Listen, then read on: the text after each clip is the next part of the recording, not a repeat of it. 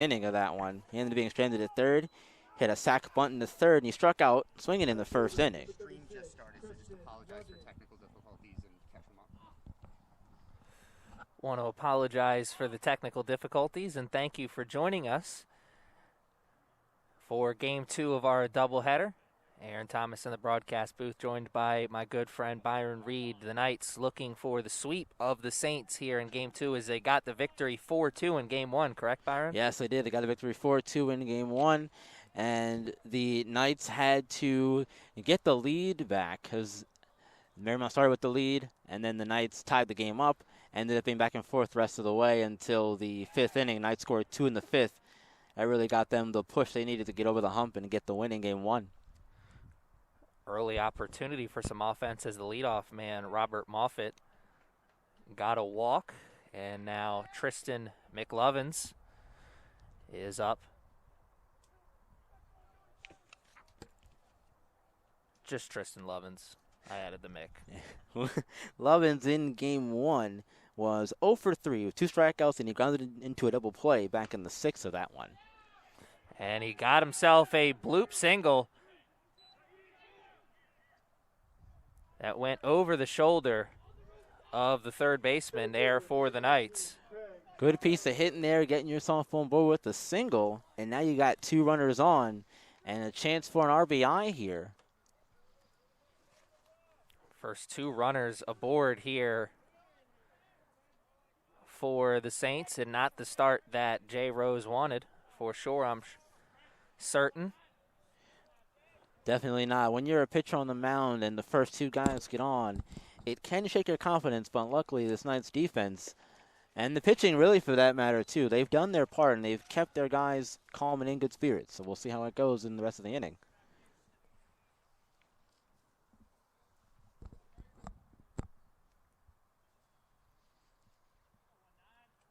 Early advantage for Rose here as he comes together. The second pitch of this at-bat is hit into the outfield, but foul.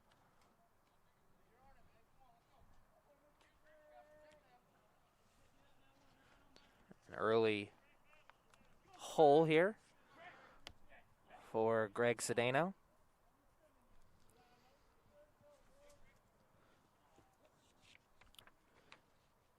And Sedano in Game 1 had 2 strikeouts and an RBI double. Opportunity for an early RBI here with the 2 runners on. A little dancing at second. And a good job of keeping the ball in front, but the runners will advance. As he was able to keep it in front, but went up that third base line. Yeah, it's always tough when the ball gets away from you behind the plate. If he had kept it directly in front of him, I'm pretty sure those runners wouldn't have advanced. But because the ball skirted up towards third base line there, that made it really easy for both runners to move up 90 feet. So the RBI opportunity just got that much better for Cedeno. Though he'll go down swinging,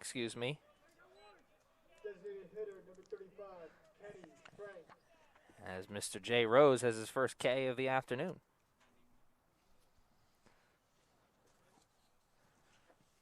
Not out of the danger zone just yet, though, with that being just the first out of the inning. Knights in Game 1 as a team, sorry, I'm going to cut you off, but the team had 13 strikeouts as a pitching staff in Game 1. So this Marymount team, not afraid to swing the bat, but in Game 1, unfortunately, we're not able to get a lot of runs to show for it.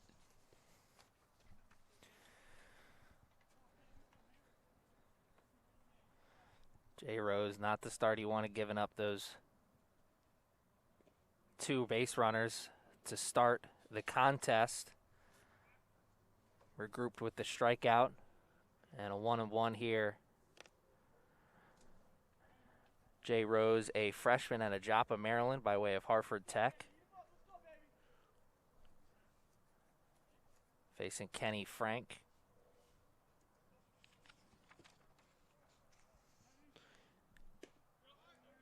And just a bit outside on that corner.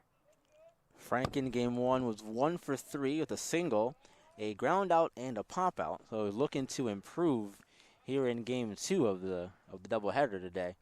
Can't miss Kenny Frank in that batter's box. Stands every bit of 6'4". It's a big boy in that batter's box. Big boy got a big hammer on that one. Rose. Nice pitch, got him back to even. 2-2. And now you can do a little bit of something here with the pitch. You can get a little bit fancy and maybe try to get him to chase something out of the zone on 2-2.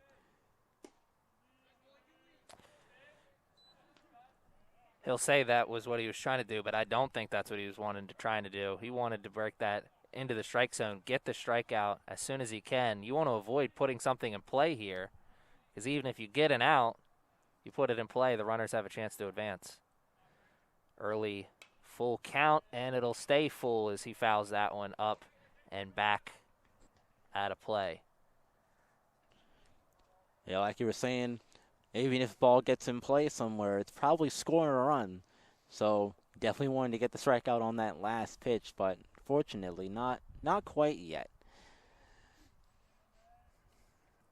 I think Kenny Frank from Colonial Beach, Virginia, in that left-hander's batter's box. This is a battle here for Rose. He'll bring another payoff pitch to the plate.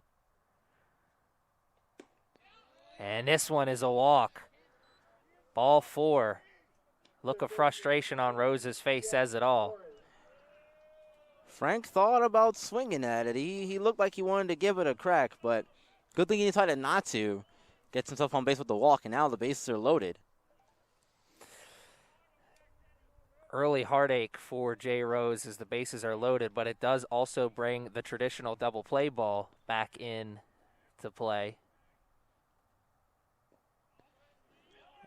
And the runner's coming, and he's out.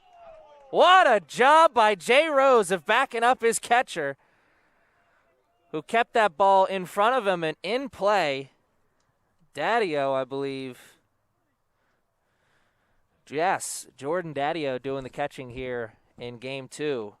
And great defense all around.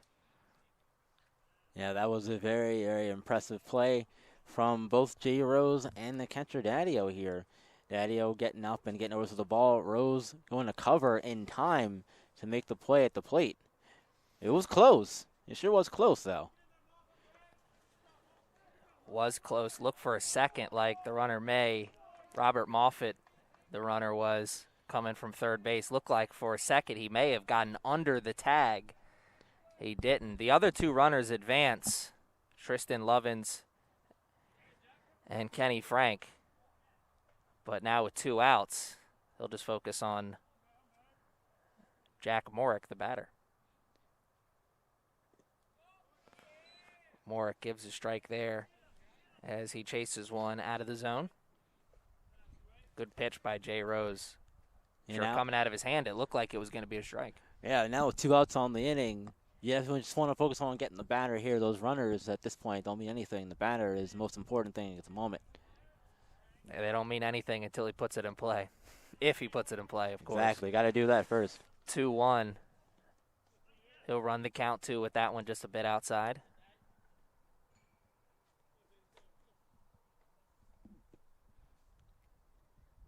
An early test for Jay Rose. Stepping up to the plate here. More ways than one, really. Oh, absolutely. And that one's put into play. And not caught. One runner will score, and the second will as well, as that will go down as a single for Jack Morick with 2 RBIs. Diving play in center came up just a bit short, and the runners were moving on contact. Yeah, good thing there were 2 outs on the inning, as if you're going on first contact. If you're not going on 2 outs, when 2 outs in the inning, you're not going. That ball might have gotten down. Might have only scored 1 instead of the 2 it did. Yeah, exactly. That's good base running. So an early hole for the Knights. They'll have to dig themselves out of. But an opportunity to stop the bleeding here as John Barry steps up to plate.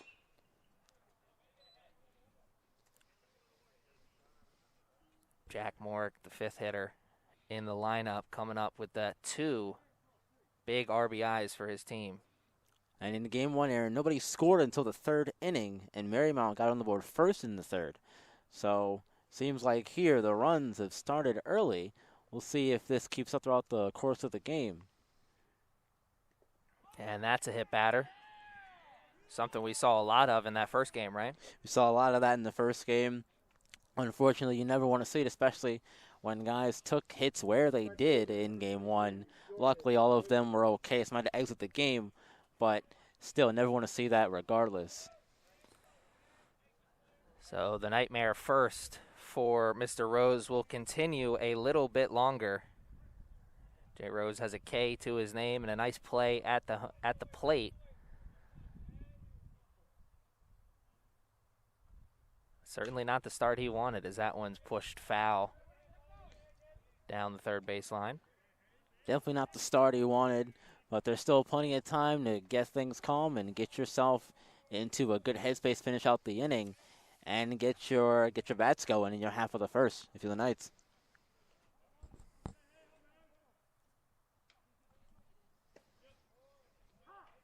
And he'll get himself into a nice advantage here against Jordan Hayes. And now 0-2 Rose can do whatever he wants here. Maybe a waste pitch perhaps. Nope. He's going right at him to get out of the inning. His second K will stop the bleeding at just 2 runs. And it'll also strand those 2 runners on base. So at the end of the top of the first, the score is 2-0 in favor of the Knights. Or excuse me, in favor of the Saints. The Knights will be up after this.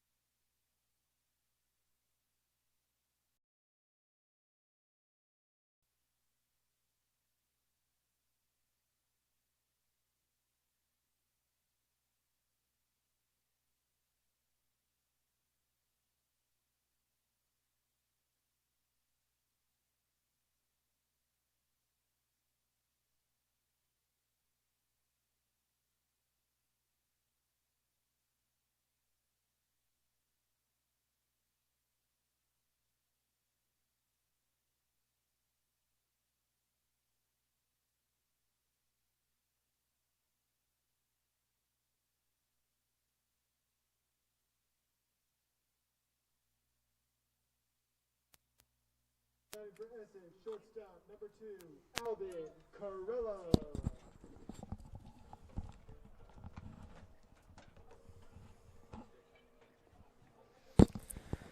All right, as you heard from our PA announcer, Alvin Carella coming to the plate for the Knights. He's the leadoff hitter playing shortstop.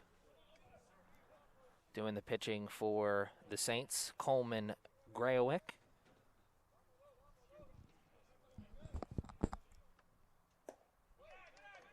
And Coleman will start us off with a ball here. Knights, I'm sure, thinking they would love to answer back those 2 runs sooner than later. Oh, definitely want to jump on the pitcher and get those 2 runs back early. And an early advantage for Carella as he looks down to third to get the sign. Following Carella will be the center fielder, Logan Leisure, and then Cam Powers. And if we're lucky, in the cleanup spot, the right fielder, the big man from Brooklyn, Sammy Canella. Canelo is always one of the funner guys on this team to watch. This whole team has a bunch of guys, though, that can hit the ball and do some damage if you give them the opportunity to. Absolutely. And Corella looking to prove you right here as he finds himself with a 2-1 count.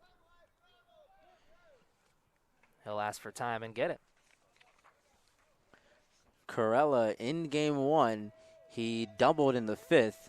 He had a fly out in the third, and he reached on an error, was stranded at third back in the first inning.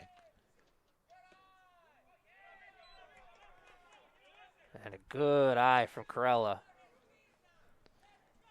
Yeah, that's a tough one to lay off. It looks really good coming over. See where it ends up. Fairly certain I would have swung at that, but what's that worth? 3-1 here for Corella. And he comes up swinging. Fastball.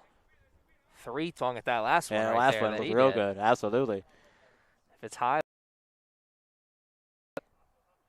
And he will let that one fly, and that's fair.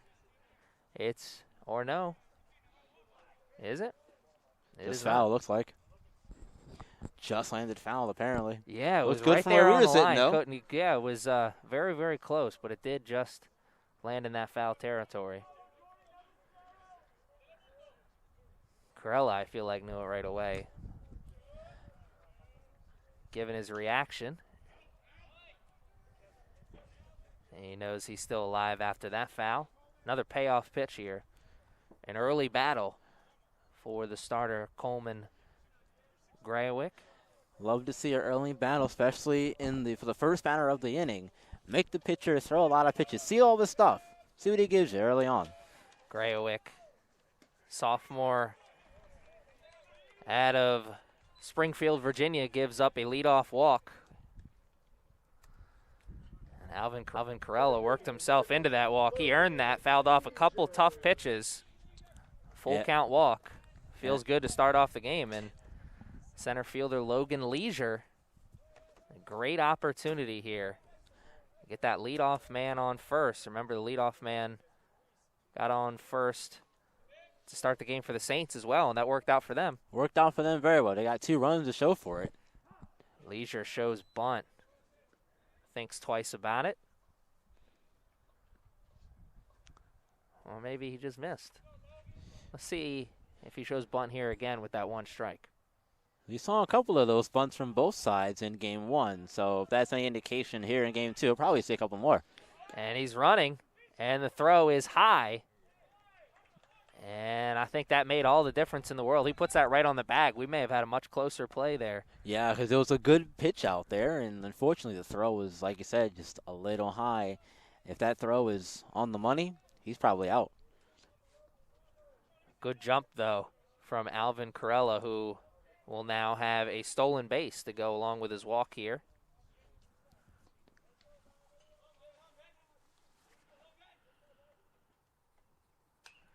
And a cut will move us to 1-2. He missed that bunt for that first strike. And like you so generously said, the pitch out. I'm not sure if that was a legitimate pitch out or if it just worked out that way. Regardless.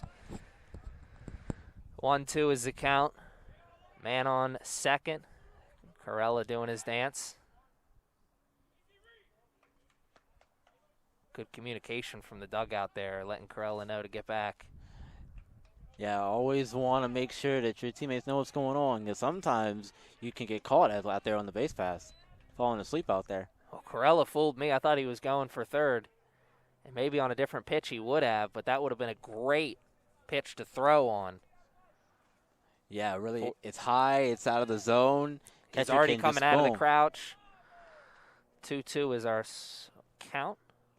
And he'll run to 3-2, and that's more solid catcher play there as he kept that ball not just in front of him, but right directly in front of him. Kept the throw alive. It makes it really difficult for the runner to go anywhere when you keep it directly in front of you like that. Count is 3-2.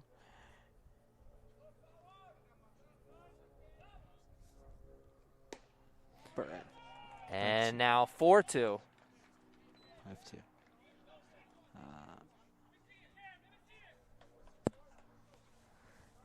another walk Left fielder, will get us to Is big because now there's 2 runners on, and Cam Powers is up. Powers, he has more RBIs than the 18 he had And in today's game. Corella's coming to the plate. The throw is not in time, and the runners advance 2 bases. Corella goes second all the way home. Goes from first to third on the steals and the pass ball because they were both moving, and then the ball got past the catcher, and they decided to move up one more. That's some aggressive base running there, but you'll love to see it, in all honesty. And that's 2, and that's the first run of the day. With no outs, the tying run is now Cam Powers. Powers, a little bit of a jump back there. Finds himself in an early hitter's count. 2-0. Yeah, Powers in game 1. He walked the Kim runner, scored in the 3rd, had a strikeout and a pop out as well. Powers with a good cut there. Earned his first strike.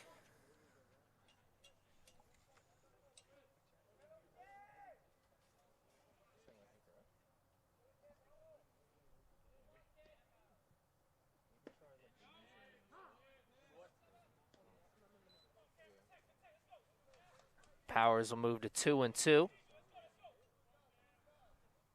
Looking to drive something here, I'm sure.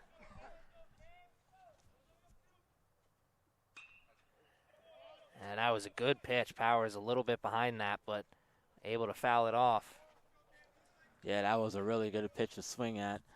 And unfortunately for Powers, it's a foul ball.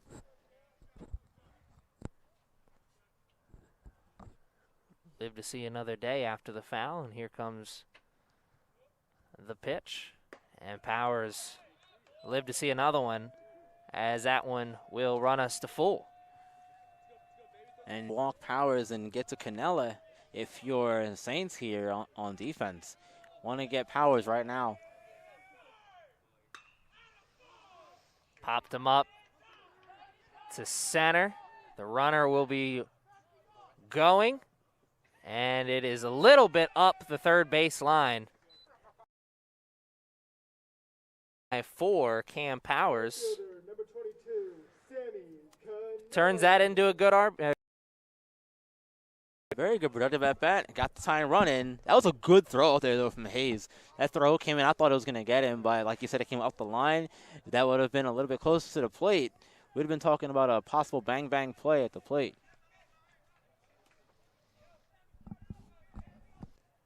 with no out, or 1 out, excuse me, here in this inning.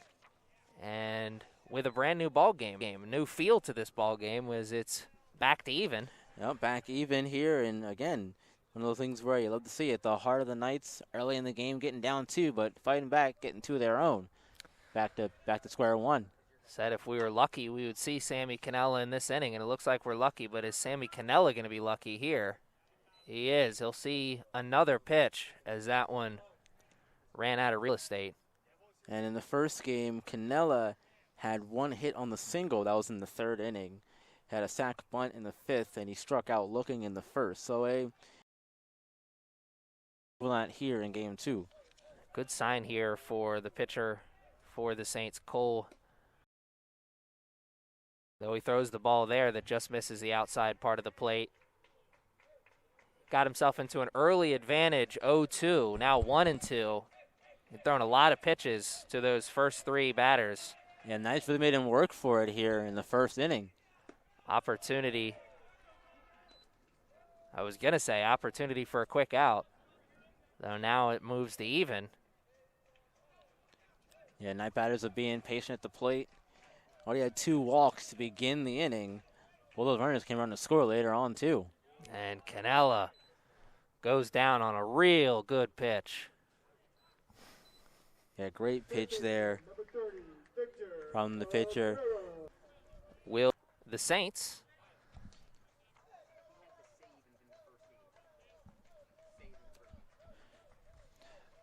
And Cabrera coming out off a save in game one. He comes out of the batter's box shaking his head. He didn't like that pitch. Behind the plate thought otherwise. Victor Cabrera playing third, like you said, got the save in game one.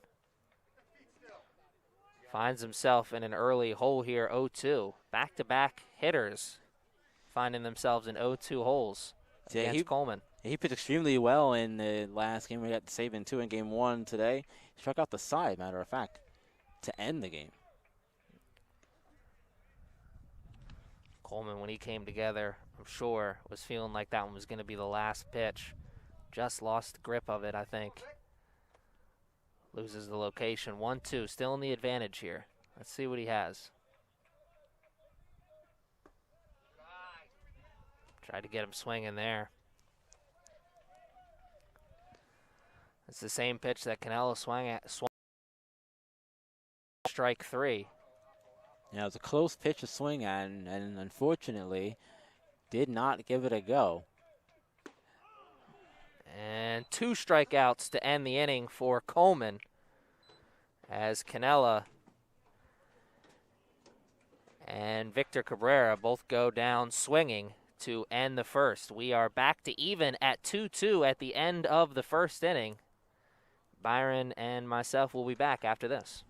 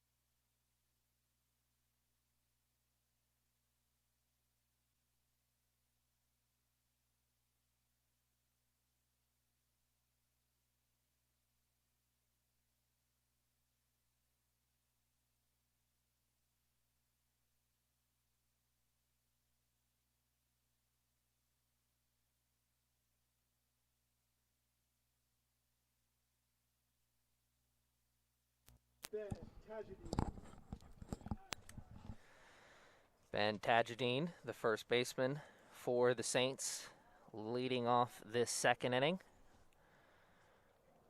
And he'll take first base as he takes one right in the middle of the shoulder blades. It's at our second hit by Pitch of the game, and that's not how you want to start off the inning if you're Rose on the mound, especially on the first pitch of the inning.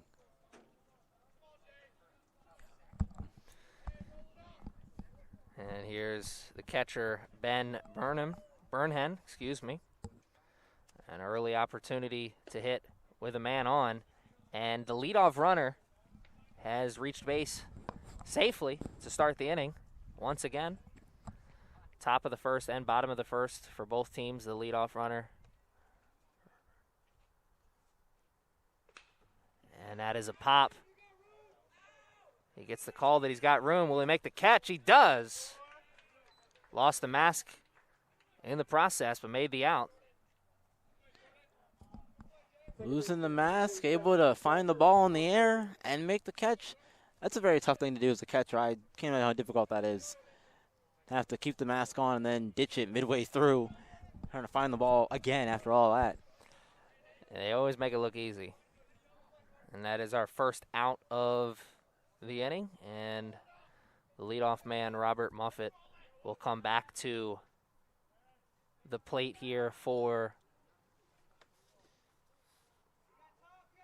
the Saints. He had a walk in his first AB. He also ended up getting thrown out at the plate trying to score as well. And that one rolls foul. That was an exciting play at the plate. Looked for a second like he may have slid under the tag. Jay Rose was the pitcher, of course, able to apply that tag at home. That's exciting baseball, and that's the kind of stuff that coaching staffs really love. That's why Yeah, you back up home plate. That's what they'll all tell you. yeah, exactly. I Everybody guarantee has you a Jay job to Rose do. heard that when he got to the dugout. Oh, That's yeah. why you do that. Yep, exactly. And a nice job blocking that pitch. That was on the outside. Got us back to even at 1-1. Daddy-O, good movement there behind the plate. Sliding over, preventing the ball from getting behind him.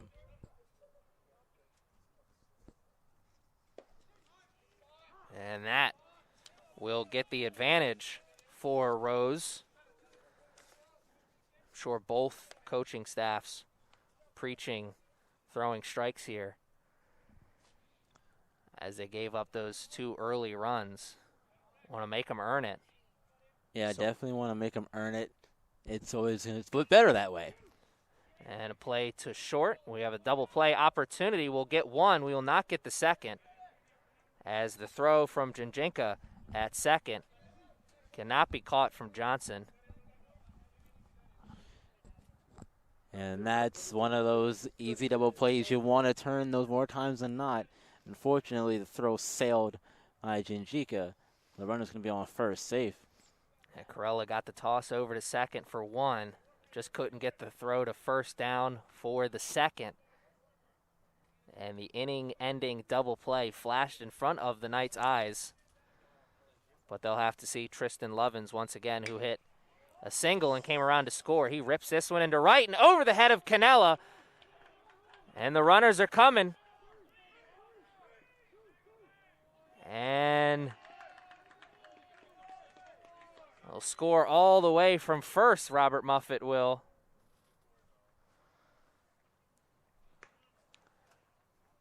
As Tristan Lovins now has a double to go along with his single.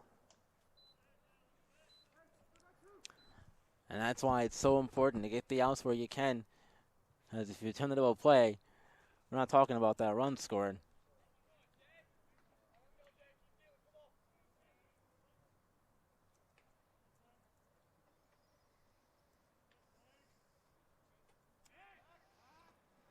And he'll step off and get the runner's attention back to second. Keep him honest over there. Don't let him forget a bit about you on the mound. Craig Sodano made the first out of the game with a strikeout in his first at-bat.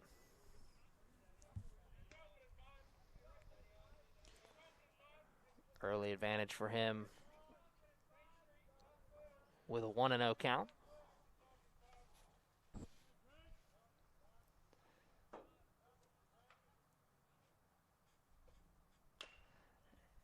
And he'll hit that one foul down the third base line.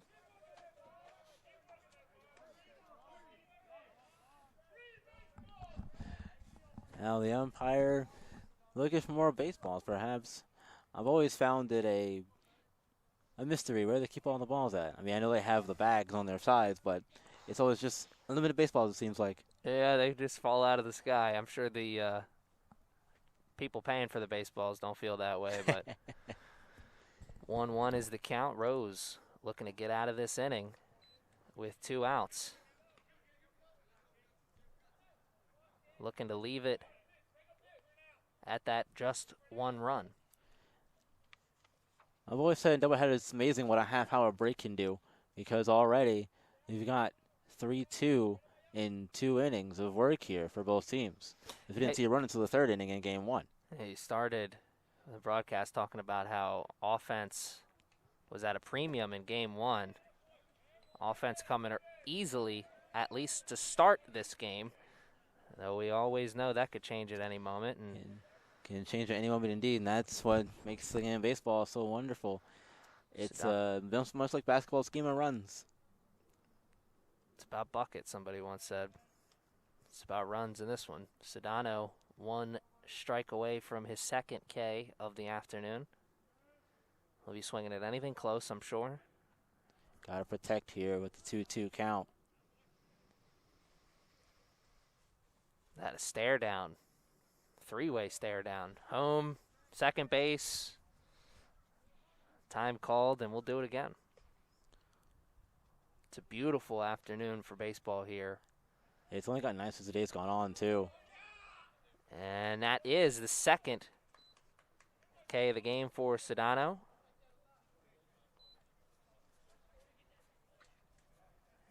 And it is now 3-2. The Knights will have a chance to answer back here as the designated hitter, Alexander Rivera, will lead us off when we come back.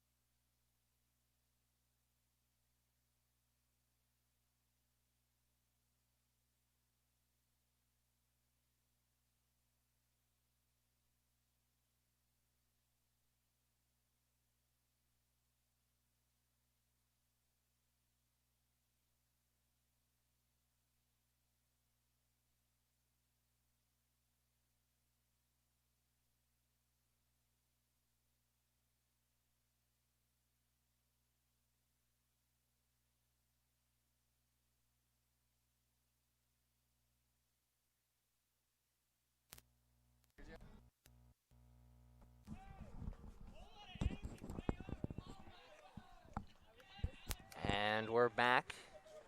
And Rivera leading off for the Knights. And first pitch swinging for him. Big, healthy hack at that one to start the at-bat. Knights bench is lively as well to start the second inning. Yes, they are. They know this is a big inning. Started the first inning down 2. They'll start the second inning down 1 as we are sitting on a 3-2 score in favor of the Saints. Coleman Grayowick finished that first inning with back-to-back strikeouts. And that's a good sign and a good set for her confidence if you're Graywick on the mound. He'll start this frame with an early advantage. 1-2 is the count against Rivera. Let's see if he tries to get him to chase. Early high pitch count after that first inning, though. May want to come right after him. And I think he does. And he gets Rivera looking. So both teams have 3 Ks to their name. Number 36, Devin Johnson. Great pitch there, though, from Grahowick to just freeze Rivera there. So worse when you can't decide who gets better shoulder and it's too late. Yeah, that's a great point there. It's too late. I'm sure that was the thought going through Rivera's mind. Once that pitch crossed the plate, is like, I should have swung at that. But that was just a tremendous pitch from the starter, Coleman Grayowick. Yeah, when you know, you know. And unfortunately, it's too late for Rivera. Here's a man who can barrel one up, though, when he makes contact. First baseman Devin Johnson. And he makes contact with the ball and the pitcher there, but he recovers and makes the out at first. Wow, is that young man tougher than I am? That, wow. Definitely check on him, make sure he's okay. But, man, what a tough play. And I was just going to say that Johnson in the first game was one of the players who got hit by a pitch. And now it's kind of strange to go the other way. Did you say Johnson got hit by a pitch in the first game? Oh, he was looking for revenge. Yeah. Yeah, Oh, goodness. You can't make that stuff up. Got hit by a pitch in the first game, and it's very fitting that he took it back up the middle. That's baseball for you.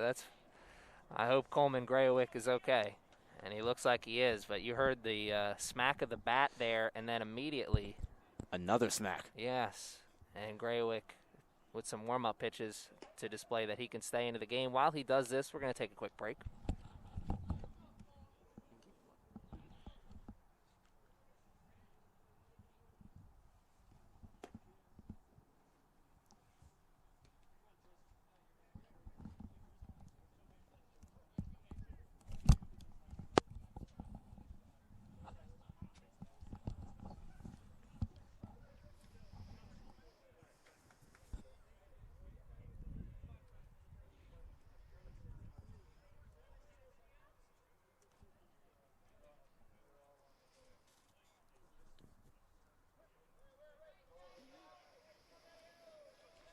And here is the catcher, Jordan Daddio, his first AB. Some good defensive plays for him already here in this game, keeping the ball in front of him, and also that bang-bang play we had at the plate earlier. Yeah, definitely done his part in the field. Now, with 2 outs on the inning, looking to start things up here for the Knights in their half of the second. 1-0 count to start Daddio off. And Daddio did not play in game 1, so this is our first time seeing him today. Daddio, a freshman out of Virginia, by way of James River High School. Early advantage for him as he sees a 2-0 count. And you got to wonder if that comebacker is affecting Graywick on the mound there, too, with the 2-0 start. If Daddio is able to get on base here, that'll bring the 9-hitter, second baseman Max Chinjinka, to the plate, and that would be a huge advantage for the Knights, even if the inning ended at that 9-hole. But could that mean the in the third inning, they'd have the top of the order lining up. So this is a huge at-bat, and he'll shoot this in between first and second for a base hit. And, man, ask and you shall receive. You Talking shall about receive, how big indeed. of an at-bat that was. Absolutely. Huge at-bat because now, like you said, number 9 hitter Jinjika is up. And now, like you said, with Jinjika up, they could start the inning, the third, with the top of the order, or better option would be to keep it going for this inning. Absolutely. I once heard somebody say that 2-out hits will get you into heaven. I don't know about that. I would have to speak to authority on that, but it'll certainly keep an inning alive. Is that like All Dogs Go to Heaven, the movie? I don't know, man. 0-1 hole for Jinjinka. Thanks, appreciate it. Good. Jinjinka throwing error to his name in this game. Would love to make up for that here with a big 2-out hit. That'd be a good way to do it for sure. A 2-out hit will bring the leadoff man, Alvin Corella, to the plate. He had 2 stolen bases and a run scored in his last trip up, so Knights certainly feeling good about his contributions to this one. Definitely so far. He had a run scored as well, like you said. And with Jinjika up at the plate now, if you get him on, have you come back up, you had a chance to make some noise here.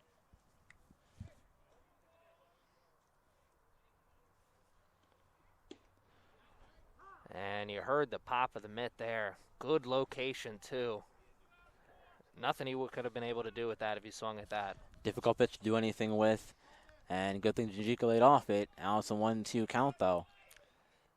Slight breeze starting on the field as we head into the later stages of the afternoon. Wonder if that'll take factor in the game at some point. 2-2 the count to the number 9 hitter, Max Jinjinka. And Jinjinka with a great eye there. Once again, what's this worth? But I'm sure I would have swung at that one. 3-2. The ones up in your eyes always look really good. Oh, man. And they always say, you can't do anything with those. I can never lay off those in the video game. 3-2, the payoff pitch. And the runner's going on contact. It's hit to second. It eats him up a little bit, but he makes the play. And that is some solid defense by Robert Muffett, the second baseman for the Saints. Was able to recover in time and make that third and final out at first. And the score is 3-2 as we are headed into the top of the third.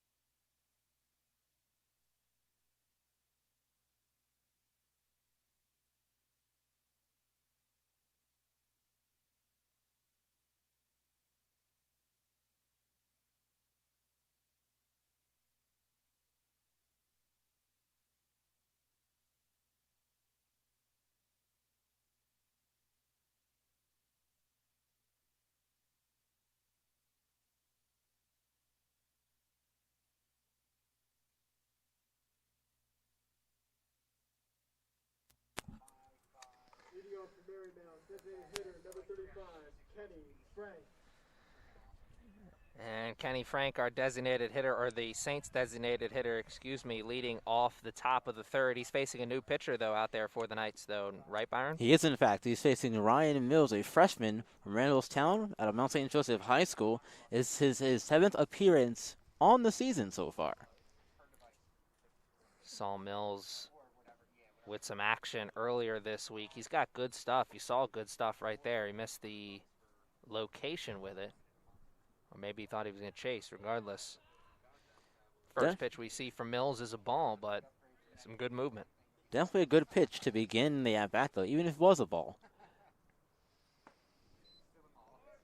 Mills slow to the mound, at least to start here with no one on. On the season so far, Mills has 1 win and 2 losses. He's pitched 12 and a third innings so far. And there he gets his first strike of this contest. He's given up 21 hits, 19 runs, 11 of those are earned. 10 walks to 8 strikeouts as well. And another solid pitch will get him back to even. Definitely a good pitch high and inside. You're not doing a whole lot with that one, even if you make contact with it. Now I think we're going to see Mills go right after Kenny Frank. Try to get this first out as quickly as possible. He does. Slow roller over to Janjenka, and he's got enough time. Slow roller took a high bounce right into the glove of Janjenka. Definitely a favorable hop there. Home field hops. Good to see it come into play there on the first side of the inning.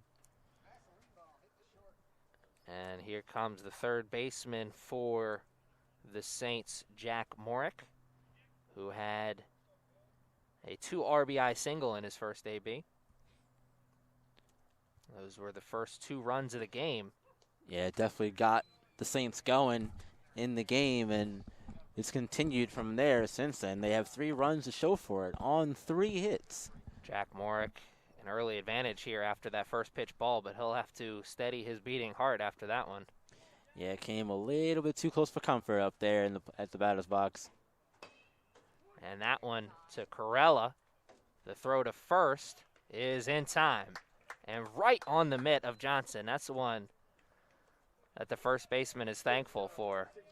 Didn't have to work too hard. Didn't have to work too hard for that one at all. And a good player from Corella there at short. Taking his time. Nice and easy with it to get that second out. Speaking of shortstops, here is the shortstop for the Saints, John Barry, who was hit by a pitch in his first at-bat. He'll come up with no batting gloves. Every time the guys come up with no batting gloves, it catches my attention. These guys, tougher than I am. Yeah, I always use batting gloves, and the one time I don't, splinters, man. Yeah. Every time. You missed your sweet spot, and he got the sweet spot there. That's down the line in left. Good play to cut it off, though he bobbles it, and he'll take second easily and come around with a little banana peel afterwards on the bobble. So after a hit by pitch in his first AB, John Barry gets a chance to get some cuts in, and he gets a 2-out double that will extend this inning at least a little bit longer. As Jordan Get 4-2 and extend the lead a little bit more to them as well. Hayes a strikeout in his first at-bat. Cam Powers, great job of getting to that ball. You saw him on the slide in left field. Just couldn't at second anyway as he was running. There in time would have been a difficult play, like you said, to try to get him out at second. I think the slide there definitely helped things more than it hurt things, though, out there in left. Ryan Mills with a good pitch to start off here against Hayes. Looking to make sure that runner does not advance any further than second base. Yeah, definitely want to keep him over there and leave him stranded there if you can. This is the Knights on defense here. Don't want to allow another run here. It's going to make it just that much more difficult to get back into the game. He got his first 2 batters he faced to ground out. And then that double. And now an early advantage for Jordan Hayes as he finds himself at 2-1. I always say 2-1's a good fastball count, as you know you need to get a strike here.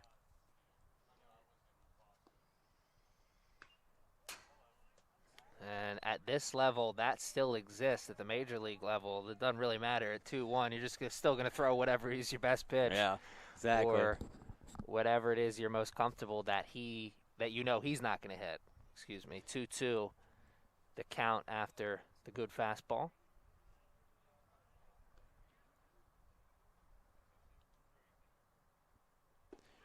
And, oh, man, pulls the string on that for the 3rd out and his first K of the afternoon. The 2nd K for the right fielder, Jordan Hayes, as he has struck out now in both of his at-bats. The Knights will have a chance to get back to even, as we'll be back with the bottom of the 3rd, 3-2 Saints right now.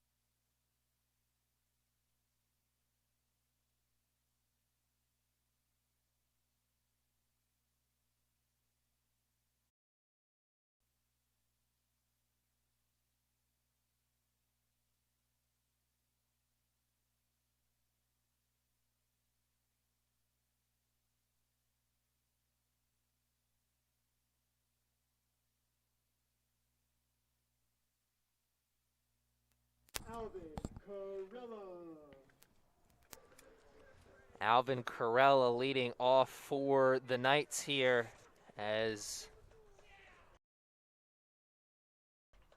with a score of 3-2, the Saints up in this one, and they've got a new pitcher up on the mound as well, right, Byron? New pitcher on the mound indeed. Bryce Smith Jr., standing at 6 feet, 190 pounds, from Virginia Beach, Kempsville High School.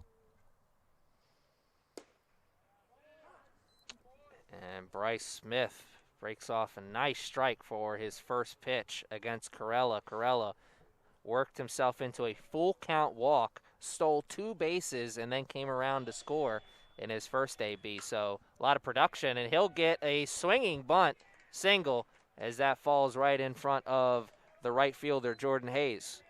Having a busy day, busy productive day so far is Carella. He's on first now, and like you said, we saw him steal 2 in his first at-bat. Yeah, we'll have to keep an eye on that right here as an early opportunity in the 3rd inning, as the leadoff man, Alvin Carella, is on first. Logan Leisure, first AB, also a full count walk, stolen base, and he came around to score as well. Yeah, the Knights were busy in their half of the first. They got 2 runs of their own. I'll have to see if they can do it again here. They've already got the table somewhat set. Need a few more things to get it all looking nice and everything ready to go, and then you can start to eat. But you can't get ahead of yourself, though, because you're also just one swing of the bat away from a double play. That changes absolutely. the entire inning. Won't see that here.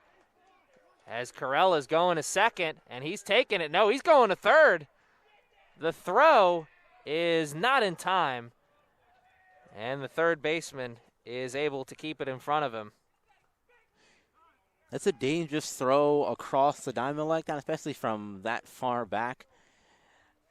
I probably would have held on to it because if that gets by the third baseman, that's a run scored already. Yeah, it is, and Carella will put his hands on his knees and catch his breath here as he went all the way around, or almost all the way around, first to third. Well-deserved time to catch your breath, though. Might have to, hopefully he would just jog on home here if things are done right.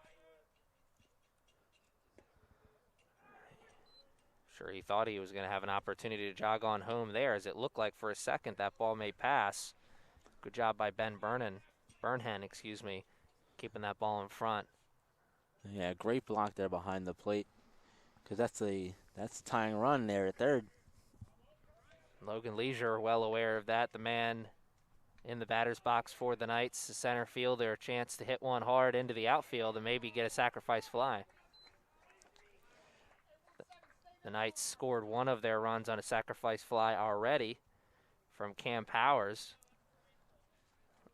Leisure probably going to have the take sign here on, though, with a 3-0 count. Definitely take all the way here at 3-0. And he did not just buy himself some brownie points with the man behind the plate as he started to run down first thinking that was a walk, and he'll have to take a couple steps back. Umpire said, "Not so fast, my friend. Get back here." Not done yet. His opinion is what matters. 3-1.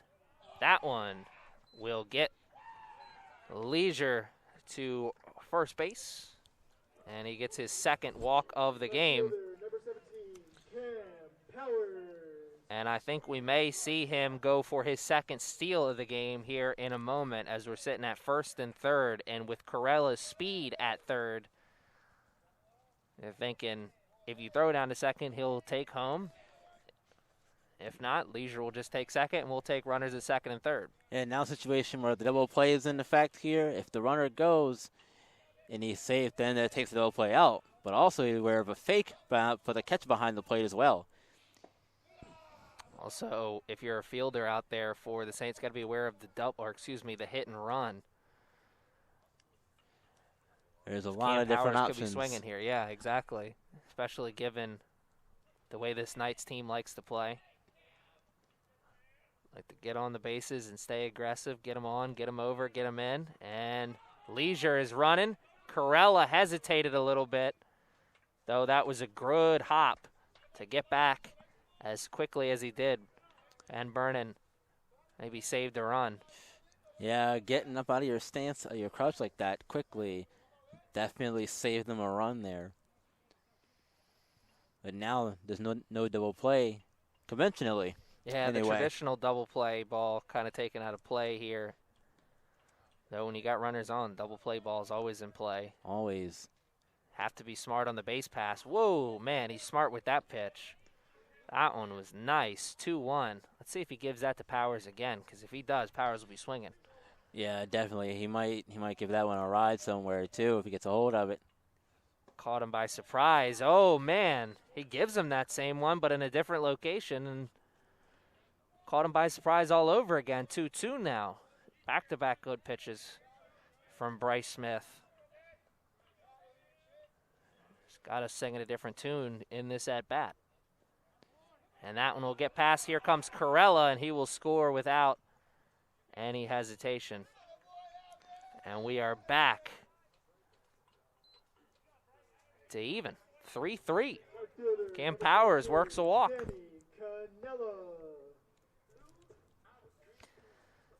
here comes Sammy Cannella, the first of back-to-back strikeout victims that ended the first inning.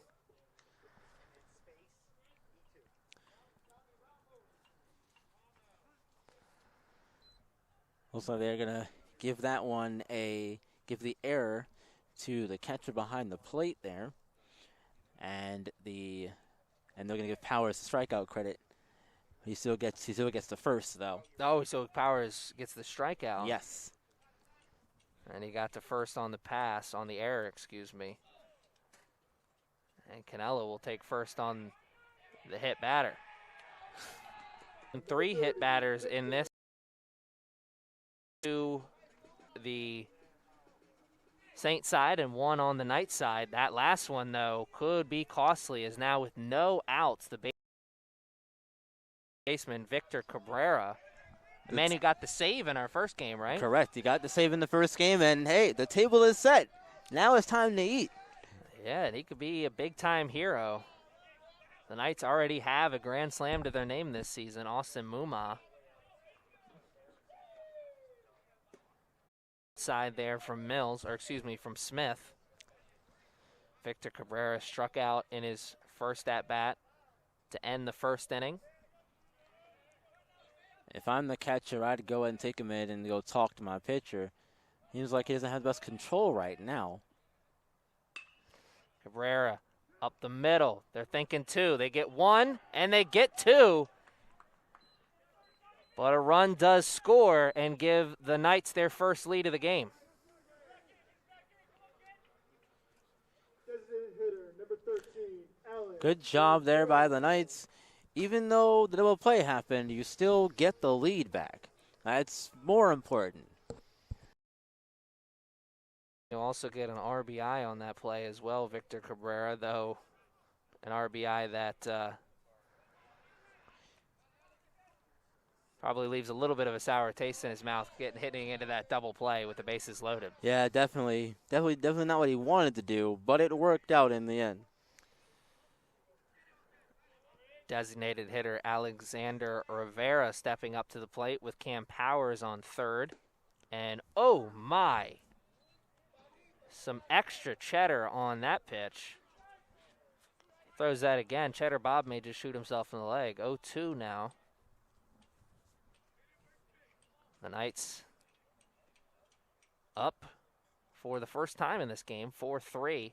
And he gets him swinging on the outside pitch. What a sequence of pitches to end the inning for Bryce Smith. That's his first K of the game. Both pitching staffs have 4 Ks to their name through 3 innings. The score is now 4-3 in favor of the Knights as we head into the 4th inning. First baseman Ben Tajudin will lead off for the Saints when we come back. I just butchered that.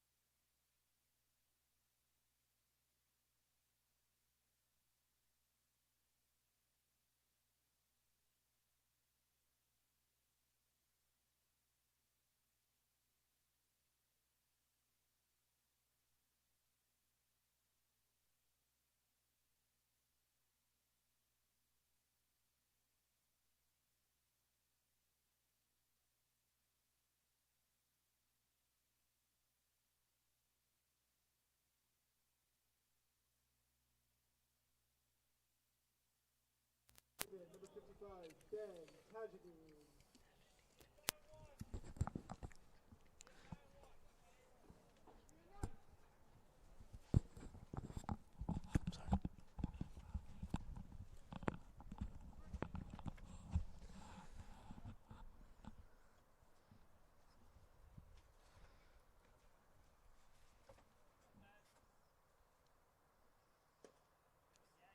Ryan Mills starts the 4th with a ball to the first baseman Ben Tajudin. who was hit by a pitch in his first at-bat. And we've seen a lot of those hit by pitches come back to hurt. Oh, hopefully they can avoid that this time, and Tajudeen can swing away. I'm sure he's looking to get some hacks in here. He took one right in the middle of the shoulder blades. 8-9 hitters, and then the leadoff man due up here in this fourth inning. Reminder, folks, this is game 2 of a doubleheader, so we're scheduled to only play 7. As we see our first strike of this fourth inning, 2-1 now. And, you know, that really does make a difference in how you approach a game, because, you know, when you get to, say, the 5th, 6th inning, and you're up by even a little bit, it changes the way you approach the rest of the game. Both teams start counting outs a little bit sooner when you're only playing 7. And it makes all the difference in the world coming down the stretch of a ball game.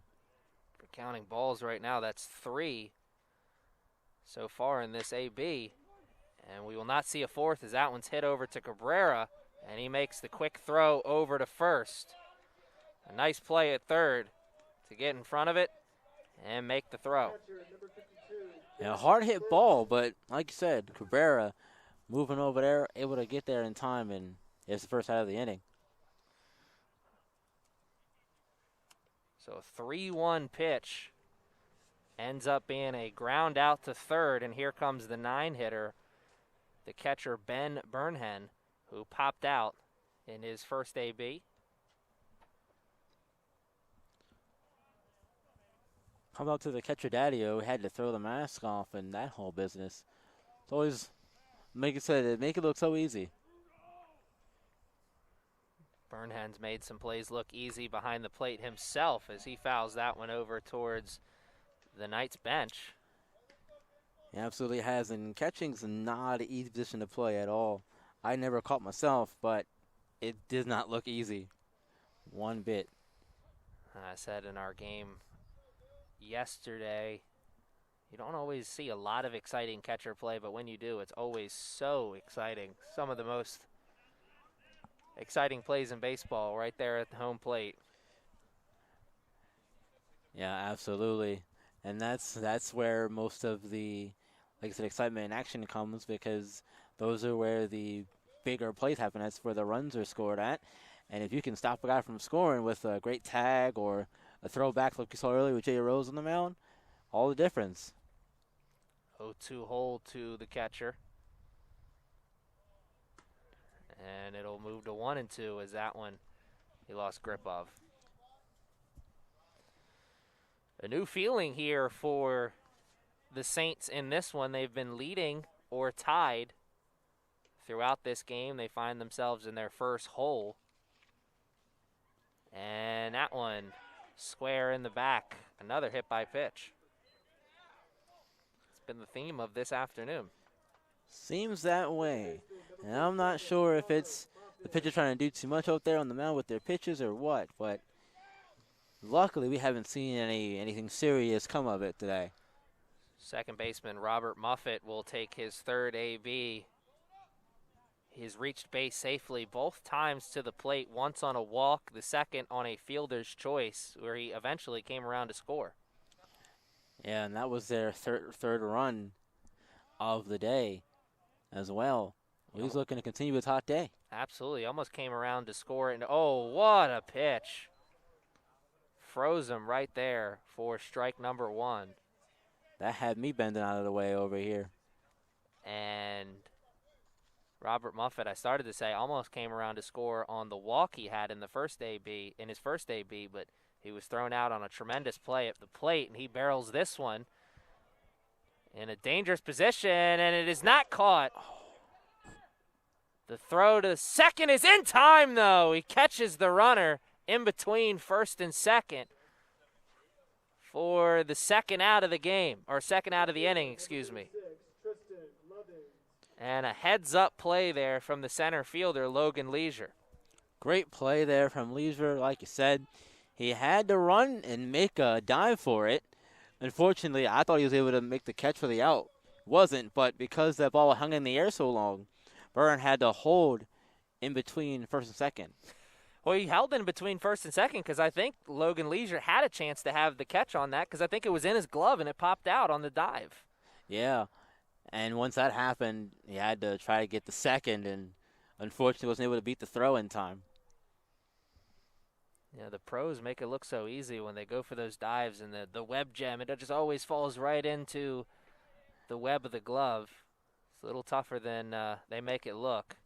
Leisure, though, able to stick with it, make the heads-up play, get the out at second. 1-0 to start Tristan. Don't call me Lovins. First AB, a single, came around to score. Second AB, an RBI double. Yeah, and if he's going to get another RBI here, he's going to have to be in the gap somewhere to try and tie this ball game up.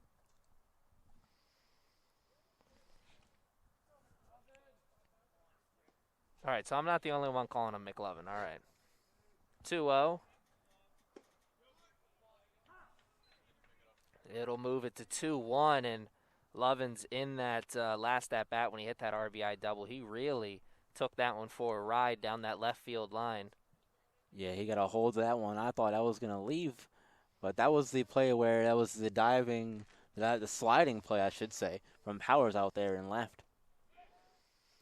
Mills will step off and send the runner diving back to first. 2-1. Still the count here with 2 outs in the fourth. Knights in the lead, but Lovin's trying to keep this AB alive, and he will as he fouls that one off, but it gets him to even at 2-2. Not just trying to keep this at-bat alive, I should say. He's trying to keep this inning alive with a 2-out hit. Yeah, now at this point, had to keep the inning alive and get to the third hitter in the lineup, which would be Sedano, and then Frank would be after him, but I got to get there first. Though getting to Sedano, no guarantee for offense for the Saints the way he's swinging this bat with 2 strikeouts to his name already. And here's a throw to second. That is just a little late. Very, very close. Great jump at first from Robert Muffett as he gets a stolen base to go along with all his other accolades here today. Yeah, definitely been busy running on the base paths and taking good pitches for walks and getting timely hits. And unfortunately, fielder's choice for him, but he's on base. Payoff pitch. We'll see another one as he hits that one hard. Out of play. Absolutely cranked it. Unfortunately, it's foul. We'll have to do the 3-2 once again. Though with those aluminum bats, you never know if that loud sound is actually the barrel or it's just the bat itself. Sometimes you will hit it off the skinny part of the bat and you'll still get a loud sound off that. Those aluminum bats can be a little bit forgiving. Though the headers will say not enough, I'm sure. Yeah, definitely not. Always looking for more. And the runner goes, and it doesn't matter because the man at the plate strikes out looking. A full count K for Tristan Lovins to go along with his single and double. And that is the first, or excuse me, I think that's the second strikeout. It is the second strikeout for Ryan Mills, 5th of the game for the Knights pitching staff. And we will be back with the Knights ABs after this short break. 4-3, headed into the bottom of the fourth.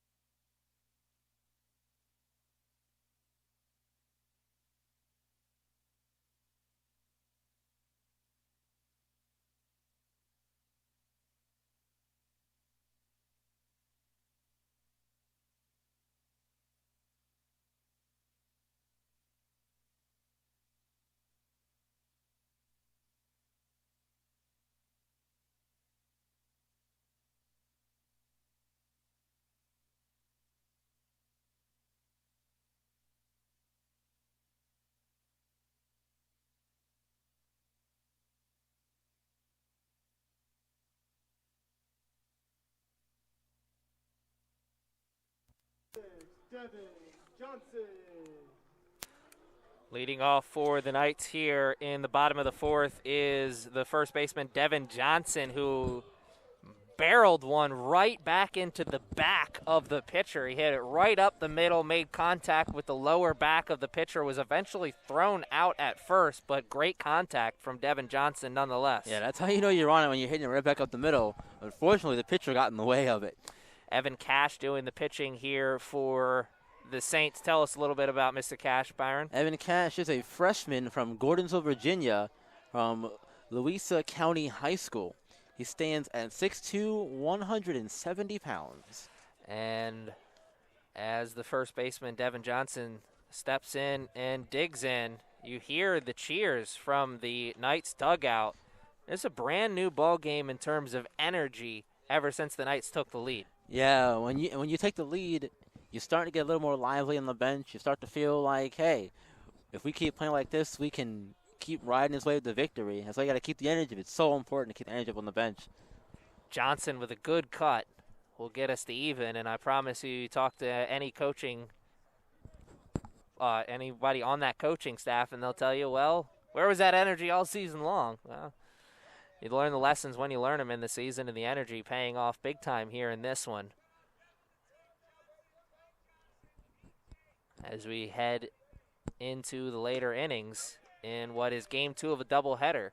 Reminder for everyone watching at home, we're only playing 7 here, or scheduled to play 7, I should say. Scheduled to play 7, and if things continue this way, only be doing just that. But there's still plenty of game left to go, folks. I should say that the Knights are, or should remind you at home that the Knights are looking for the sweep here as they got the win in game 1. They went 1-1 in the games on Saturday, looking to finish the weekend off with a record of 3-1. And that's a good thing heading into the last home games of the season.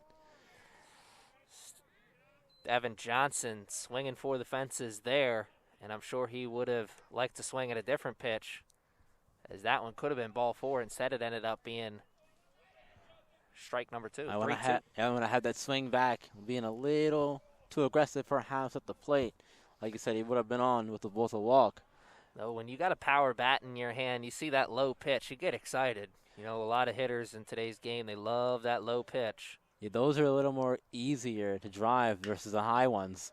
And he does drive that one into center for a base hit, and that is a tremendous way to lead off the inning. If you're a Knights fan, a single to lead off the fourth when you're trying to build some momentum and some breathing room for yourself. Yeah, that's a great start to the inning for the Knights. That's now their 3rd hit of the ball game, and now they have a chance to continue their offense to show up a little more runs for their pitchers going forward. Daddio getting his second AB of the game. His first was a single. And his first pitch he sees is maybe one of the best ones we've seen all game, Evan Cash. That was a really good pitch from Cash to start the at-bat to Daddio. Second pitch, nice too. Good pop on the mitt, just a bit outside. I was ready to wave my hand over here for strike 2, but not the case. Announce your presence with authority. First pitch certainly did that.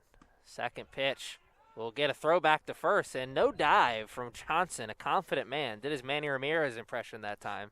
Yeah, I was ready for the throw over there. I was surprised to throw over there. His first baseman looked like he wasn't quite ready for it, but he got over there in time. It was good enough. He's going for the Yachty special, trying to catch him sleeping. Oh, man. Another good one. Gets us back to even at 2-2. Cash feeling confident with that pitch. Let's see if he sees it again. Yeah, he's thrown that pitch a couple times in that bat, and it's looked really good both times we've seen it. Though he set that one on the inside portion of the plate, I think he may look to go outside with the next one.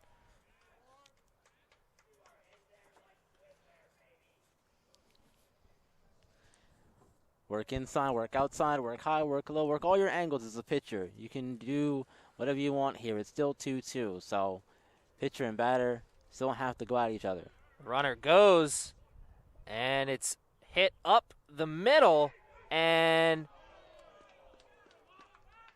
is everyone safe all around? No. They will get the runner at first, though. You love to see the hustle from the catcher, Jordan Daddio. Fielder's choice in the book for him, though, as he will move the runner into scoring position, though he also commits the first out of the inning. Yeah, it was a close play over there at first, though. Fortunately, Daddio wasn't able to beat out the throw, but the runner does move into scoring position, though, and that's a good sign for the Knights. Tell me about what Max Janjinka did in his first AB as that one gets past the catcher and moves Johnson over to third. Yeah, Janjika in his first at-bat, he grounded out to second, but here now with the runner on third after the pass ball gets away from the catch behind the plate, now Janjika has an RBI spot. Well, just one out on the inning, I may add. That's a great point. With just one out in the inning, so much more available to Janjinka, and also almost guarantees that we're going to see the top of the order again, and Alvin Corella, a man who's been running all over the bases today. He has. He's had a busy day so far in his first couple of at-bats. 3 stolen bases to his name. Focus on the man at the plate, though. His double play partner, second baseman Max Janjinka. Love to get one into the outfield for a sac fly. Yeah, they'll take the run any way they can. Definitely want to get that run across and give your pitchers more breathing room. Your defense the same as well. Big opportunity here. 1-run game. Feel confident with a 1-run lead, but you feel a lot more confident with a 2-run lead. Oh, yeah, run support, very important for pitchers. I mean, ask DeGrom. Yeah, really. Really. Wonder how many wins he'd have to his name as a starter if his team would have got him just 2 runs, you know? Just 2, that's it. An interesting stat.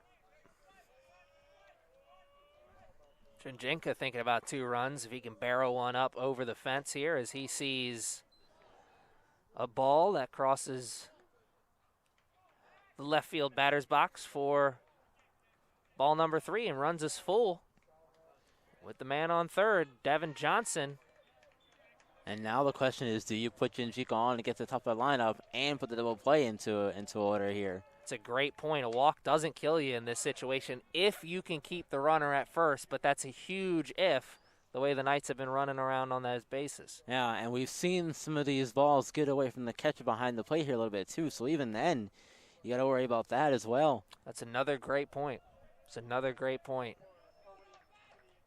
The score on the pass ball always in play, but that much more dangerous. Multiple runners on. The throw to first will be in time, and Janjinka will get an RBI for his trouble. It all pays off in the end. You get the run across any way you can. Janjika will be happy with that at bat. Well, I would be. I can't speak for him, but I would be because I got the run home. The RBI ground out to the shortstop does bring the shortstop for the Knights to the plate, Alvin Corella. As we said, he's got 3 stolen bases to his name. He got a full count walk in his first at-bat and a single in his second, and came around to score in that first AB as well. And this is now the 3rd time through the lineup for the Knights, as this is Corella's 3rd at-bat of the day. So now you've been through 3 times. You've seen a couple of these pitchers. First time they're seeing Evan Cash, though, top of the lineup. We'll see how they react to him.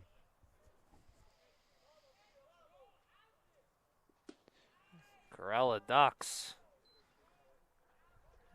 And it moves to even at 1-1.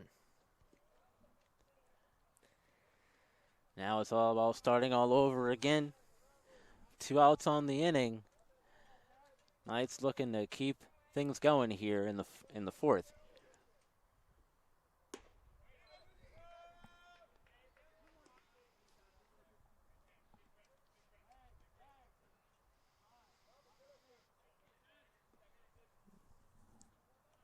2-1 the count, and given the score on the board, when we head into the fifth, the Knights will be thinking they'll just be 9 outs away. And that one a little bit outside. Good pop on the mitt. Cash is coming with some gas. Yeah, he's definitely bringing the heat. Right now, though, he's been into the strike zone. Another one here. It's a 3-1 count. Don't want to put Corella on.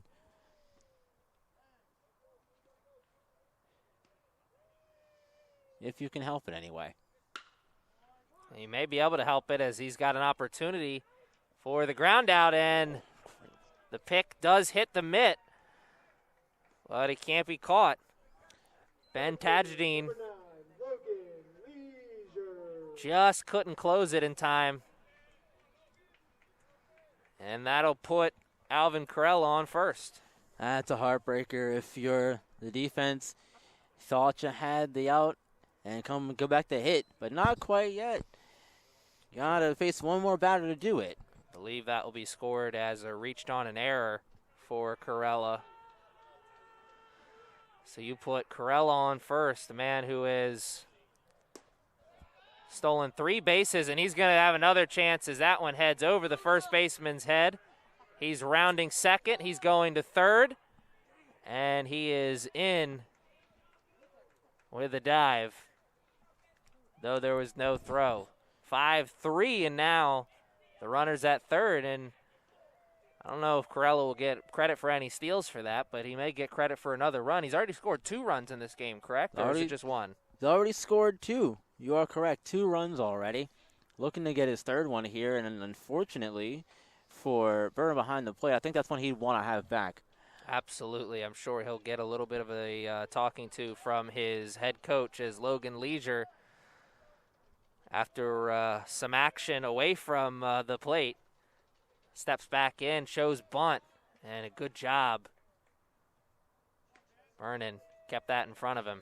Yeah, Could have easily been a pass ball and the 6th run of the game for the Knights. Just going to say, yeah, that would have been a bad sign to let up a run from the catcher after you just gave up the run to get the third, too. Double whammies of bad news. Not what you want to see. Logan Leisure looking to get some hacks in as his first 2 ABs ended with walks. His third AB may end in a walk as well as he finds himself in a 3-0 advantage. He's got 2 walks, 2 stolen bases, and a run to his name. Yeah, he's definitely had a good day so far. Been on base every time he's been up so far. It's a good recipe for success. The first 2 hitters for the Knights have been on base every time they've come up to the plate. Logan Leisure helps his batting average, helps his on-base percentage there with a walk, and he could get his 3rd stolen base with runners in the corner right now. He can, and that stop right here on that ball, that was big, because that almost got away behind the plate. And if that would have got past to the backstop, would have scored a run, and probably Leisure could have been the second. Absolutely. And that would have changed things tremendously, because not only do you get that 6th runner across, but now Powers would have an RBI spot.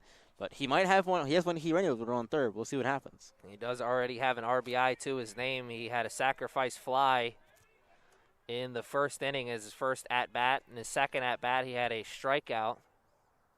Be looking to avoid making the 3rd and final out of this inning right here. And, whoa, man.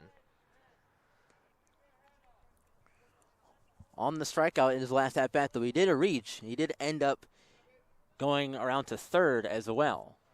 There was a drop third strike, ended up reaching first. Now, as good of a pitch as that was on the inside portion of the plate to a guy who can barrel one out of here. Let's see if he tests him again in that same spot, because Powers may be thinking about it now. He's got to be thinking about it as he'll be swinging at anything close now. 1-1. Excuse me, so we're back to even. He'll have an advantage, and he'll also have runners at 2nd and 3rd as well. Logan Leisure, another stolen base for him. That's 2 on the day for Leisure already. And that's a big one, because like I said, that's 2 runners now in scoring position.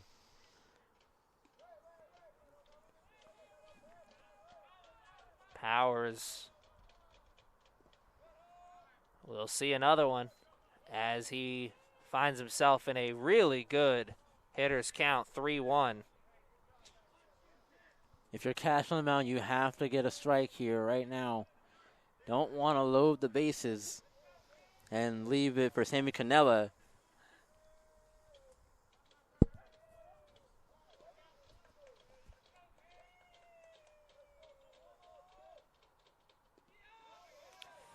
And he will keep it in front, but that will load him.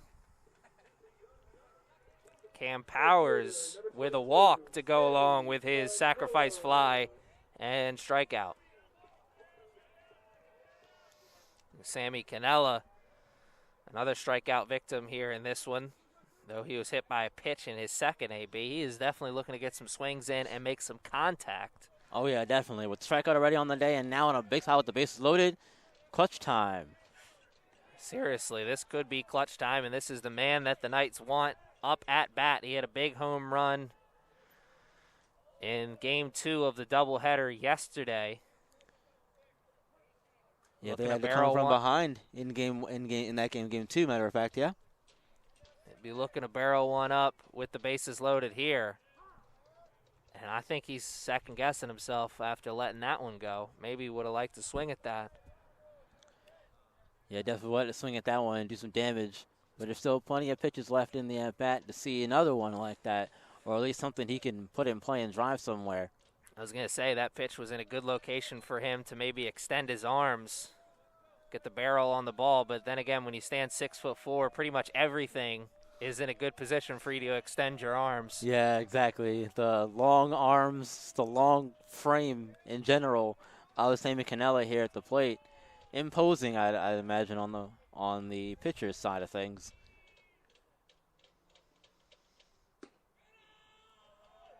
And if I'm not mistaken, a Dominican flag sleeve on today for Cannella. Certainly does look that way from back here, my friend. Cannella coming to Essex by way of Brooklyn. And a pass ball will score the runner from third and advance the runners from second and first to second and third. Another run scores for the Knights, and that is another run scored for Alvin Corella. That's his third of the day already. He's got 3 of the Knights' 6 with that one coming across. And that's really that's what you ask for from your leadoff man. Get on base and come around and score. Yeah, exactly. You get on base, we'll do the rest. And a good catch. And a better eye from Cannella as he works himself a walk. Baseman number 30, Victor Cabrera. 3 straight walks for Evan Cash, Logan Leisure, Cam Powers, and Sammy Cannella, all reaching base via the walk here, and the third baseman, Victor Cabrera, comes up for his third AB.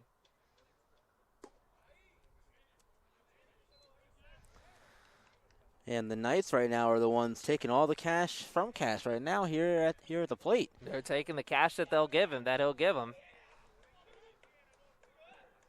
He gave Cabrera a first pitch ball. Cabrera hit into a double play in his last AB. And that one will get through. And the wheels may be starting to come off the bus here for the Saints. Yeah, that's another one you got to get the out for. That's a ground ball that just got to get your glove dirty. A coach will always tell you that. I want to see the gloves get dirty.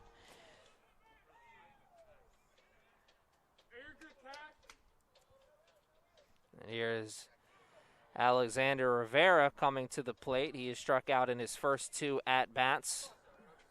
He'll have to wait a little bit for his third at-bat as we got a meeting of the minds at the pitcher's mound, but no one is warming up in that dugout / bullpen area. Yeah, no movement over there yet. bit of a surprise considering how the inning's gone, but seems like they have faith in Cash to work himself out of the situation that he's in. Also a tough situation for the coaching staff and the team as a whole, given the fact that this is game 2 of a doubleheader. Yeah, They just not have that many arms available. just going to say, yeah, I mean, I have the pitchers available to do that. Yeah, think about who's going to pitch tomorrow, the next day, and so on and so forth. There does appear to be someone heading down that way, though, towards the Saints bullpen. So it seems we spoke it up.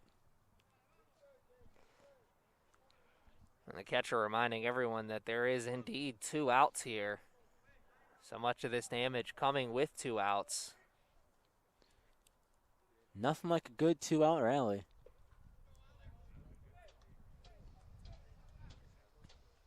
(8-3) the score now, as we are in the bottom of the 4th with 2 outs. Cash starts us off with a ball. Alexander Rivera, the DH, looking for his first hit of the game.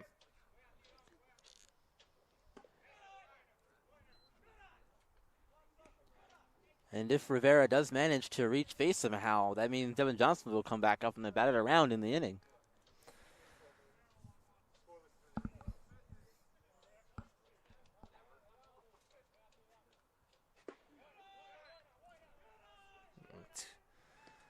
He hears the chance, of good eye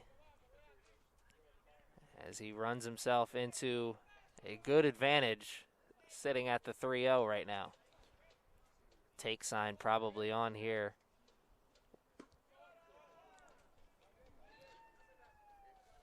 And another walk here in the inning, and like you said, the Knights have batted around, and we will see a pitching change here as the coach comes out for the second time here in this inning. We will take a break and give him an opportunity to warm up, and we're going to learn a little bit about him and tell you all about him when we come back.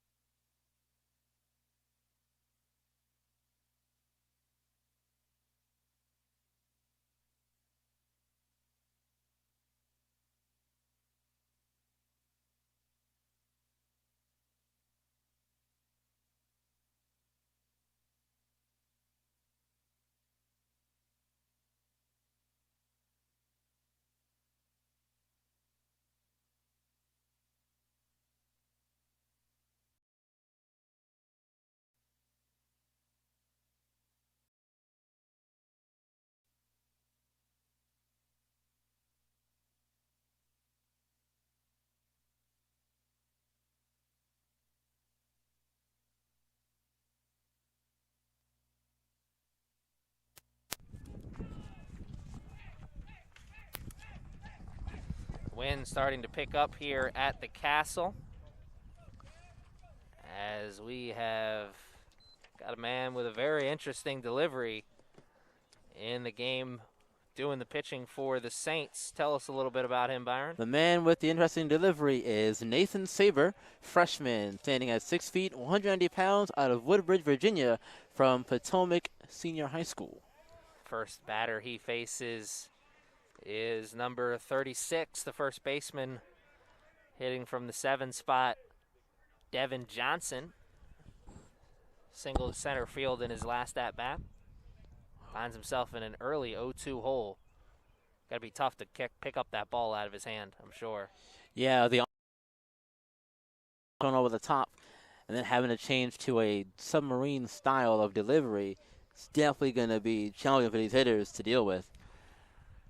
Though the plus side of that is you are almost guaranteed that he's going to keep that ball in the lower portion of the strike zone. So if you can sit on something in that area, maybe able to barrel one up. Johnson was thinking that time, though he swung and missed and went down with the strikeout, excuse me. So a K will get us to the 5th inning, but it is now all Knights with a score of 8-3. We'll be back with the Saints after this.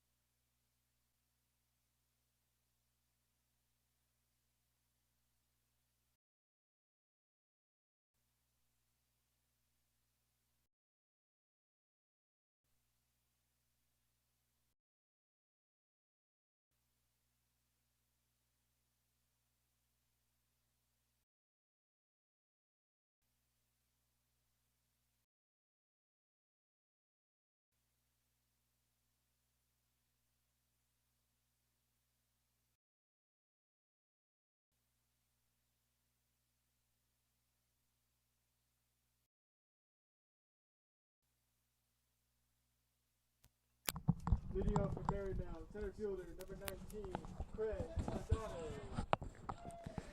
And Sedano will see a new pitcher in the game for the Knights. Yep, he's going to be seeing Brandon Porter. He's a righty freshman coming from Hammond High School. Sedano trying to reverse a trend. In his first 2 at-bats, he went down with strikeouts. Yep, looking to avoid his 3rd of the day here. The Knights had a big inning, scoring 4 in their last time up, where we saw in the 4th.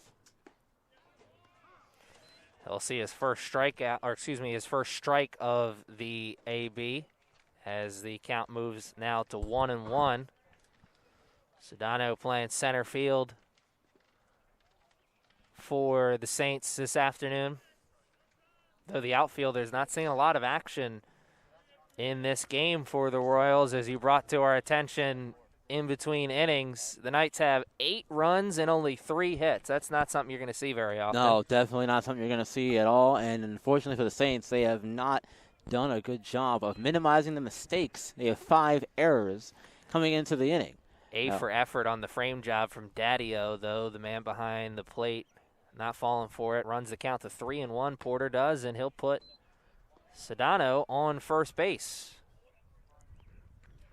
Sedano 2 strikeouts to his name. No chance for a strikeout that time as he didn't see much to hit during that AB.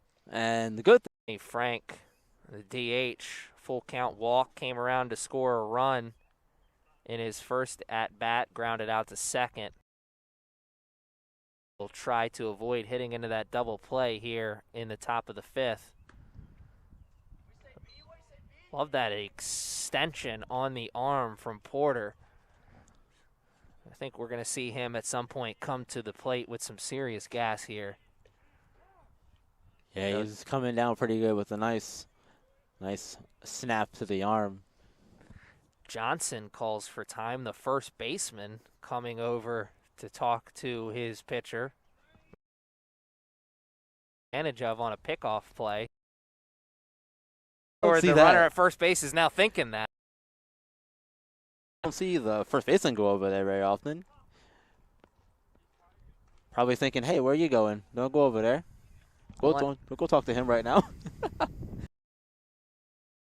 Miguel Cabrera, first baseman, just chatting away with the guy at first base. Daddio comes out the crouch quick.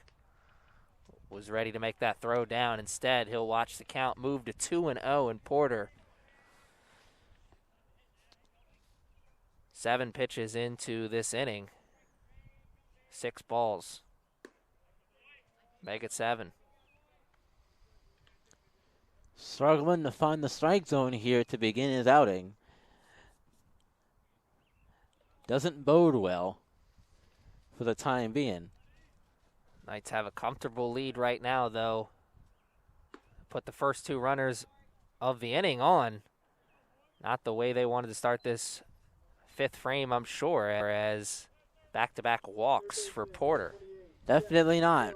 But the good thing is at least double play conventionally is in order, and perhaps, if they're lucky, the rare triple play could possibly happen. We saw Joey I saw that the other day, and just you don't see those very often, basically unassisted. No, you don't.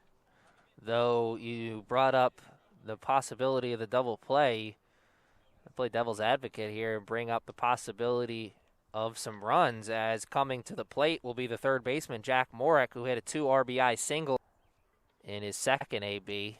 Here in his third, he's got runners at first and second with no outs in the 5th inning. This is a huge spot for the Saints as they find themselves down 8-3, though they can change the tune of this game real quick with one solid shot into the gap. Yeah, absolutely, Aaron. And it's one of those things where at this point in the game, you are struggling to do,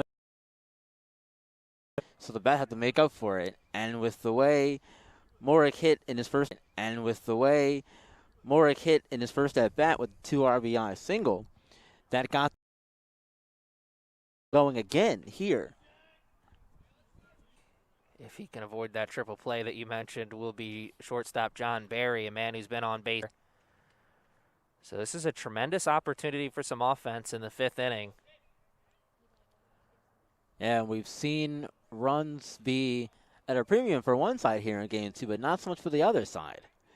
And the other side hits have been at a premium. Yeah, exactly. But the mistakes for the other side have been heightened and taken advantage of by the other side. Porter shows the nice little drop or strike zone. Tries to change the eye level there and go high. A bit too high, runs us to 2-1. Strikes. Now, a couple too many runs, and we'll be singing a different tune, the Knights will be. But at this point, you'll trade a run for an out. And a big cut from Jack Morek will run us to full, and he was thinking about his trot when that bat came off the shoulder there. Big time swing there from Morek. That time he's thinking about just staying alive as that pitch found its way on the outside portion of the black. 3-2. We'll have another payoff pitch with runners at first and second. And protect the plate here. Anything close, you got to put your bat on it, put it in play. He does just that, and you heard the ever so slight clink of the bat. He just barely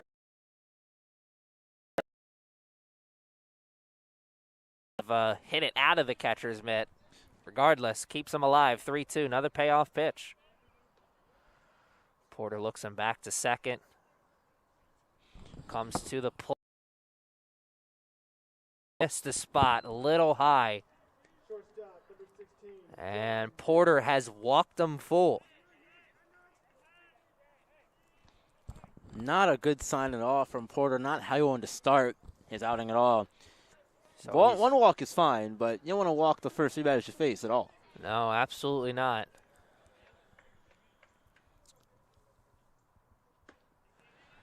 And here comes John first in his first at bat, excuse me. He hit a double in his second. 1 run here, probably 2. If it gets hit hard enough in the gap somewhere, absolutely it could score 2. 1-1. Porter advantage here as it now moves to 1-2. Nice bench is lively over there, cheering on their pitcher on the mound. Despite the score, you want to keep it this way. It's a little bit easier to play from this lead. Don't want to give the game away. And Porter gets his first out of the inning, and what a huge one. It's on the strikeout, so he's able to get an out and keep the ball from being put in play. Big strikeout there from Porter. It's going to do wonders for his confidence, too, going forward for the rest of the inning. He's got 1 out now. He's got to get 2 more. And he could get 2 outs with 1 pitch. Jordan Hayes, playing right field for the Saints, stepping into the batter's box. He has 2 strikeouts to his name here already. And he's got to be looking to make up for his 2 strikeouts right here with this at-bat, knowing this is a big spot. Daddio gets a mitt on it, but it rolls past him, and 1 run scores. And the runners advance. The traditional double play ball now taken out of play, at least for the time being. And we will run this game to 8-4 now. Still in favor of the Knights, though. In favor of the Knights, they still got a 4-run lead, but it's getting a little bit slimmer. A little bit. Still not a save situation, though, and he will put that one up into play, shoot it up the elevator. And it's caught by Johnson. That will keep the runners in their position. That's a good spot there for that out. It's where you want to put it at. If it's going to be put in play anywhere, keep it in the infield. Even better when it doesn't score a run like it did on the pop-up. So Jack Morick is taking the ball out of Porter's hands. So we will take a break as the relief comes in. 2 outs in the 5th, 8-4 Knights. Runners at second and third. They're in the danger zone, but can they get out? We're going to find out after this.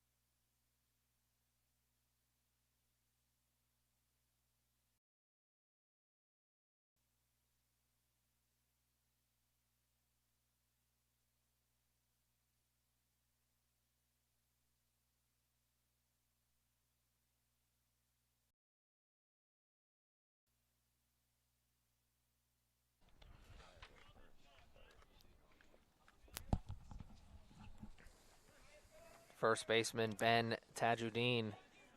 Tajuddin doing the bat work.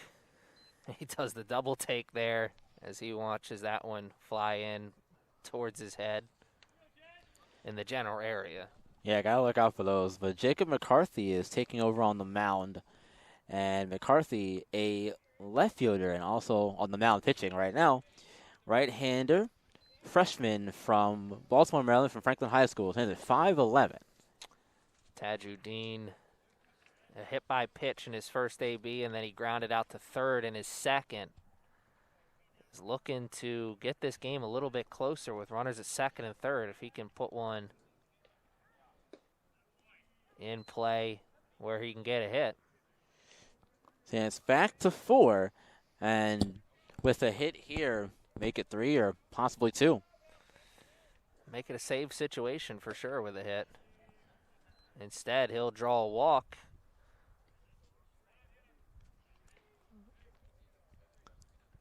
These pitchers, these batters have to be patient here at the plate because they've seen a lot of walks. It's a great point. There's a lot of walks, not just in this inning, but a lot of walks in this game in general. Yeah, that's now the 4th walk of the inning, just in this inning alone. And Porter put 3 of those guys on. These two teams' pitching staffs giving opportunities to one another. And speaking of opportunities, here's a tremendous opportunity for Burnham. And did he just pick him off at first? He did not. He just missed him. Almost got him sleeping. Yeah, that's a close play over there. You got to be paying attention over there on first at all times. These catchers, both of them, not afraid to throw it down to any base, it seems like. We almost saw the best of that right there. We saw the worst of it earlier here in this game when a throw down from the Saints catcher that was not caught cleanly and allowed the runner to go from first to third. That time, if it wasn't caught cleanly, would have seen some runners come around to score. Yeah, that was a big spot there in that moment. And here, too, as the wind is picking up and a one up pass here's all over ball the will place. score one as Frank comes around and the other runners will advance. And we do see one run score here. And gets us to 8-5.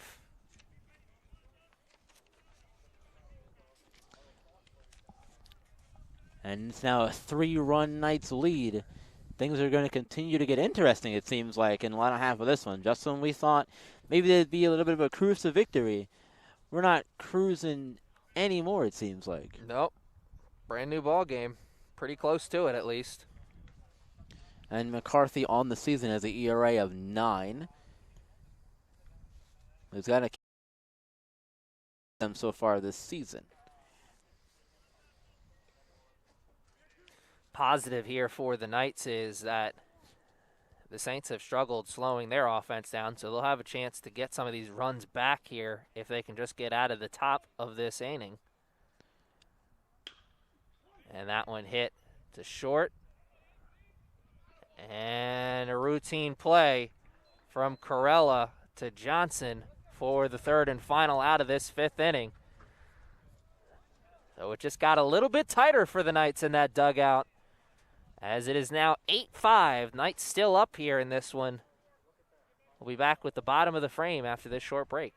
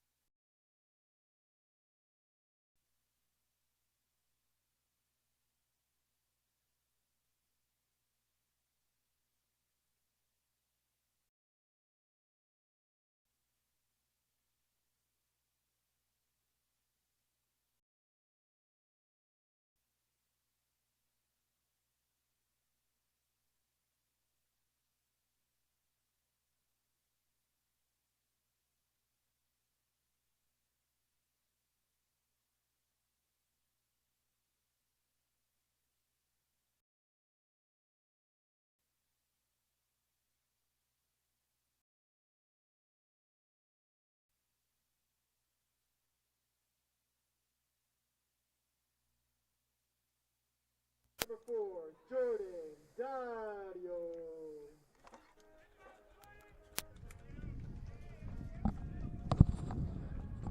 Jordan Daddio, the catcher, leading off here for the Knights in the bottom of the fifth. They watch their lead get a little bit smaller in the top of this inning.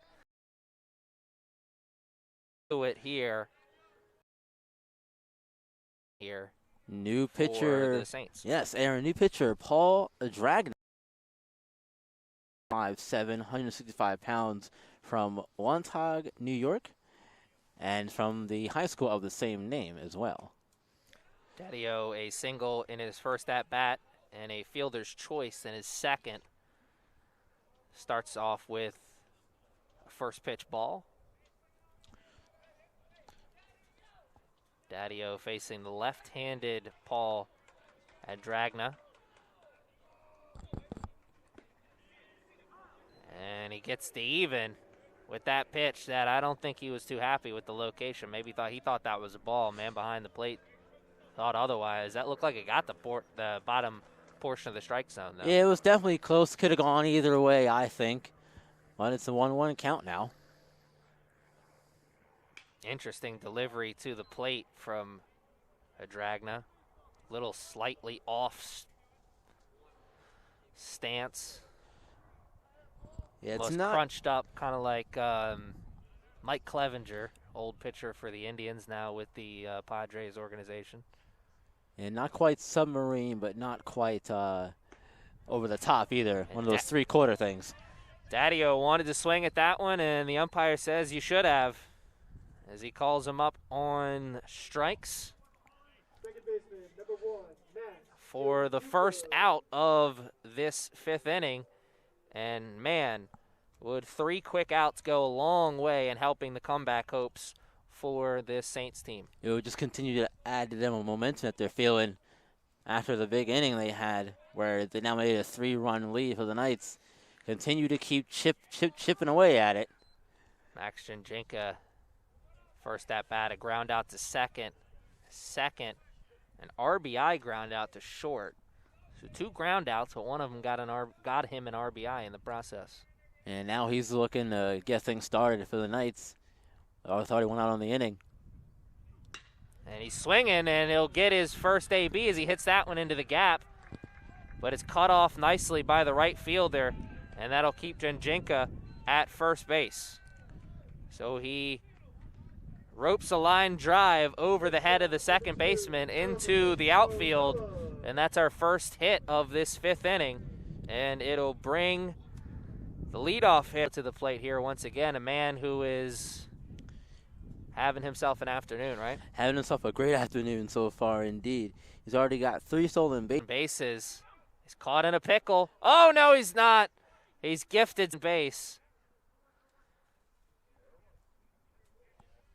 Janjinka found himself in a really tough position as he was going for second. He was caught dead to right. He made the defense put in a little work, and they couldn't make the play. They bailed him out at second. Well, you have to just... Fortunately for the start, but he also finds himself hitting with a runner in scoring position now, and he'll run that hole to 0-2 on his own doing as he swung at one, excuse me, that was probably on the outside part of the plate. Yeah, looked to be a little late on that one, too. Wasn't quite sure. I don't think he was maybe might want to swing at that not until it was too late. Oh, it did have some good movement towards the first base side. And Corella wanted to swing at that one, but better judgment came in as he was able to bring those arms back. He gets one back as it's now 1-2. Sign of good plate discipline there. Able to hold back on some of those tougher pitches. And normally you see some guys swing at. Not that time.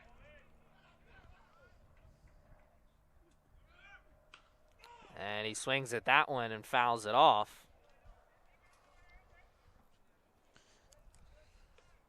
I'll just see the... Go back to second. Play.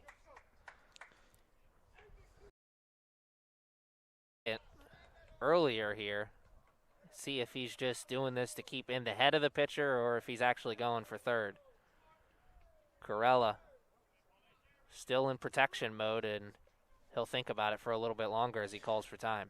Yeah, battle of wills there as far as who's going to go first. I think that's what that was all about, throwing off everyone's timing. The pitcher, the batter, and even the base runner over there at second. We'll do this still with one out. The runner at second. We'll let off the inning with a strikeout from Daddio.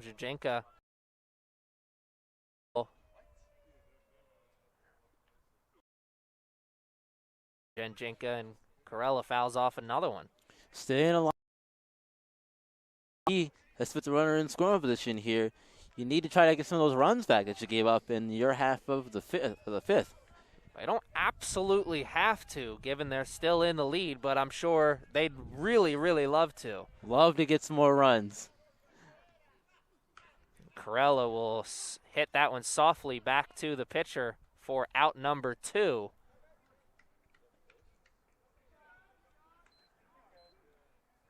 Tajuddin, thought about making that throw over to third, thought better of it, and for the first time here today, Alvin Corella has made an out. Yeah, and you know what? Everyone has their time eventually where they get out, and unfortunately Corella was right there. Love to get an RBI for his trouble, but unfortunately not in this situation. Leisure has that chance, though, here. Here's another man who hasn't made an out here today. 3 walks. Yeah, no official at-bat for him as a result. No, that's not what he will be telling mom and dad if this thing goes the way it is going right now.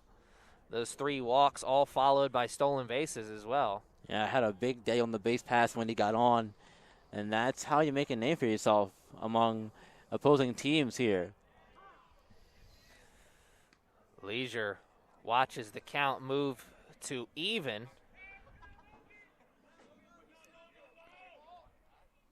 You know, don't let this guy get on base because he's stolen a lot on us already today. I don't want to see him do it again. Probably what the coach for the Saints is saying.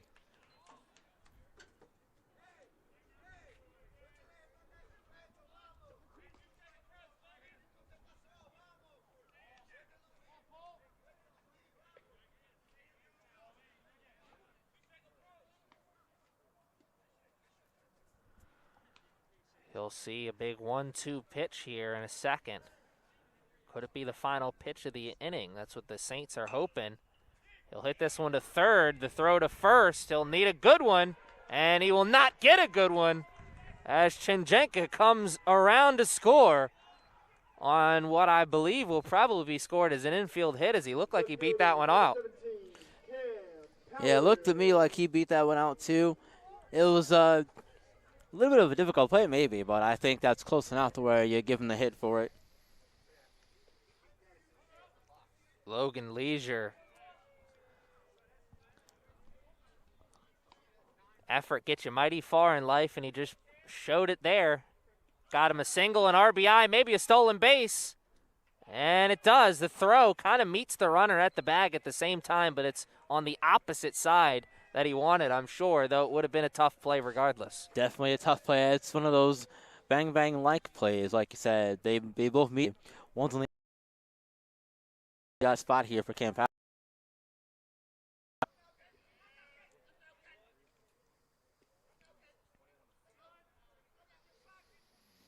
Logan Leisure is doing his best Ricky Henderson impression as he goes to steal third as well. Oh, my goodness. Love the aggressiveness on the base pass here from Leisure. Ricky Love likes to that. see it. And, you know, Ricky Henderson was one of my favorite players, one of my idols when I was back in my playing days. Loved to watch him steal bases. I will take it to my grave, the most underrated player. 2-0 is the count. Cam Powers now with a man real close to him at third base. He's got to put it in play and get on base safely, though. The sacrifice fly out of play with 2 outs. The walk very much in play, though, with a 3-0 count. Absolutely here. And that would set up a force at second, or first for that matter, so we'll see what happens. Cam Powers to take a walk. It'll be a second of the afternoon.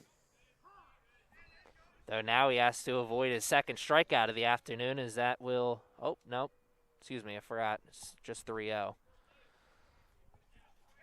Still avoiding that second strikeout. Though, Absolutely, but still big, regardless. Just got a little ahead of myself. And he'll get that second walk instead. He also avoids the strikeout as well, so both things happened. It worked out either way.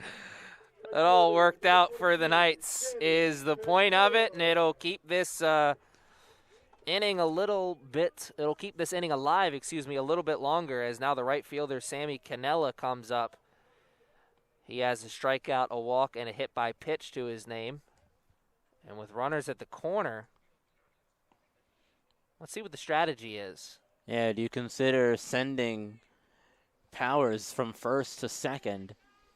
You never really want to run into the last out on the bases, but if it means Sammy Cannella leads off the next inning, I guess you may want to swallow that one. I'm not sure. We'll see what the coaching staff thinks. I would either try hit and run, or I would just let Cannella swing away here, because you got the runner on third already. You want to run out of the run there. And not a desperation situation in Cannella. The hit and run was on, and he comes up big for his team as Powers will go first to third, and Cannella's going to second, and he's in there with a head first slide. Great piece of hitting and base running from Cannella. Worked beautifully there as well. All around, good job. Now it's a 5-run lead for the Knights. And they do indeed get those runs back that they gave up in the bottom of the frame as the third base for his fourth AB.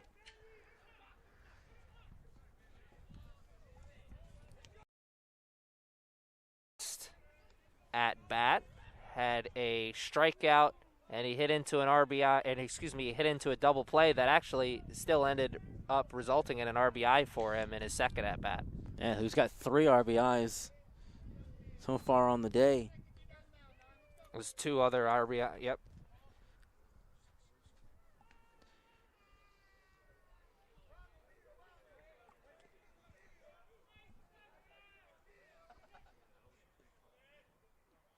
Cabrera looks at that one on the outside part of the plate and shakes his head as to say, all right, you're not going to get that one past me again. Let's see if that's the case.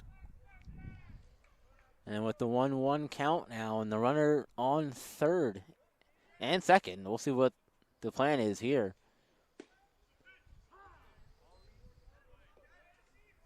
Cabrera watches another one go by that he's maybe not too happy about, runs it to 1-2. 1 strike away from getting out of this jam. Runners in scoring position.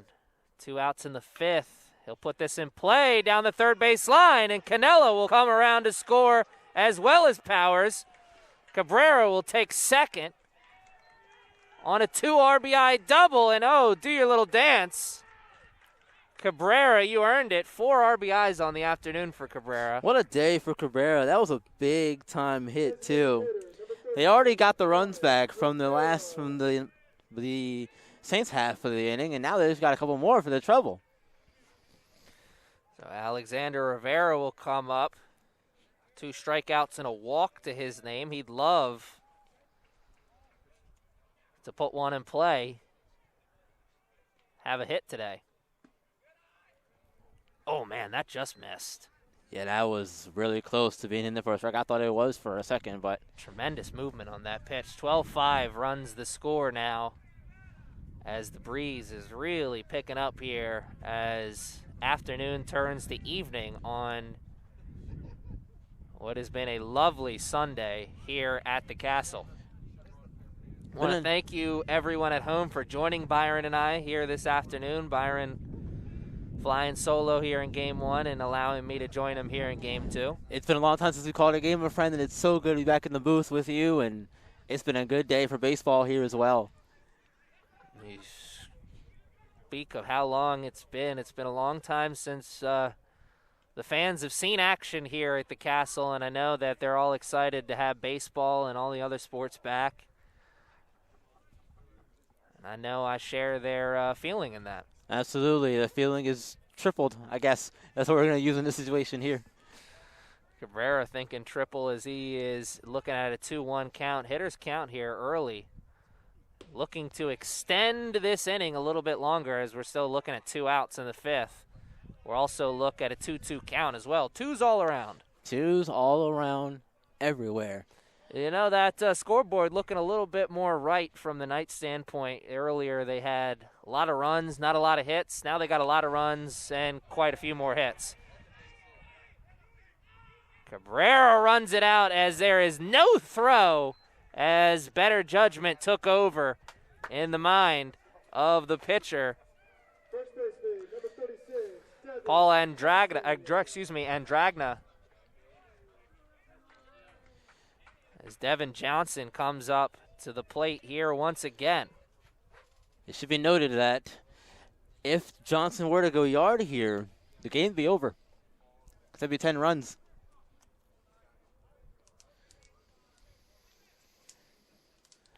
Well, isn't that a stat? Because I didn't know that.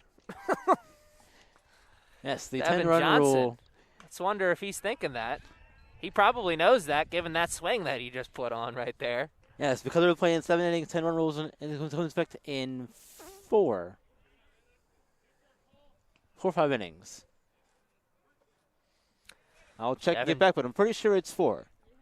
Somebody would have told us it wasn't if it was by now.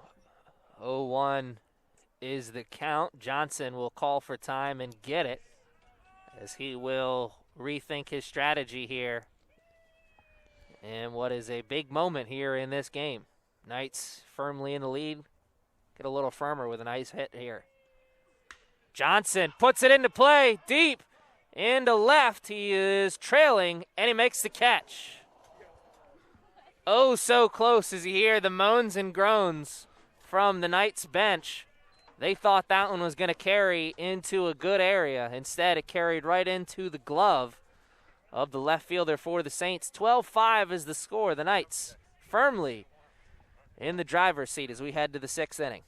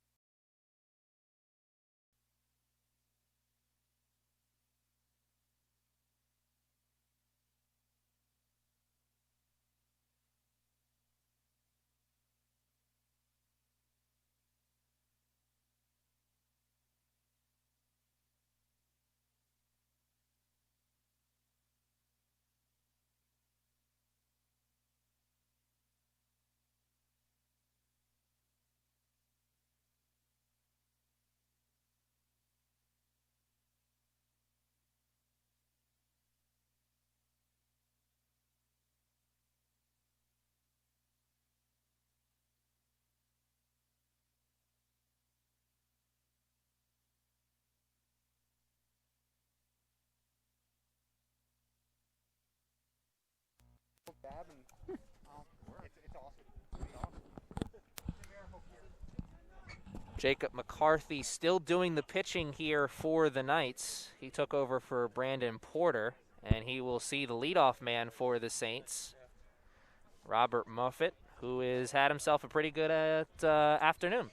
Had himself a good afternoon so far. His fielder's choice back in the 4th, and another one back in the 2nd that him on a score, a run actually, and he walked in the 1st.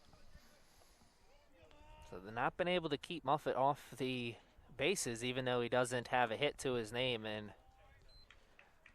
he'll watch that one go across his eyeballs.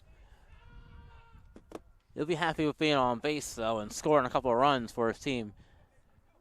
Despite the way the score is now at 12-5 in the Knights' favor.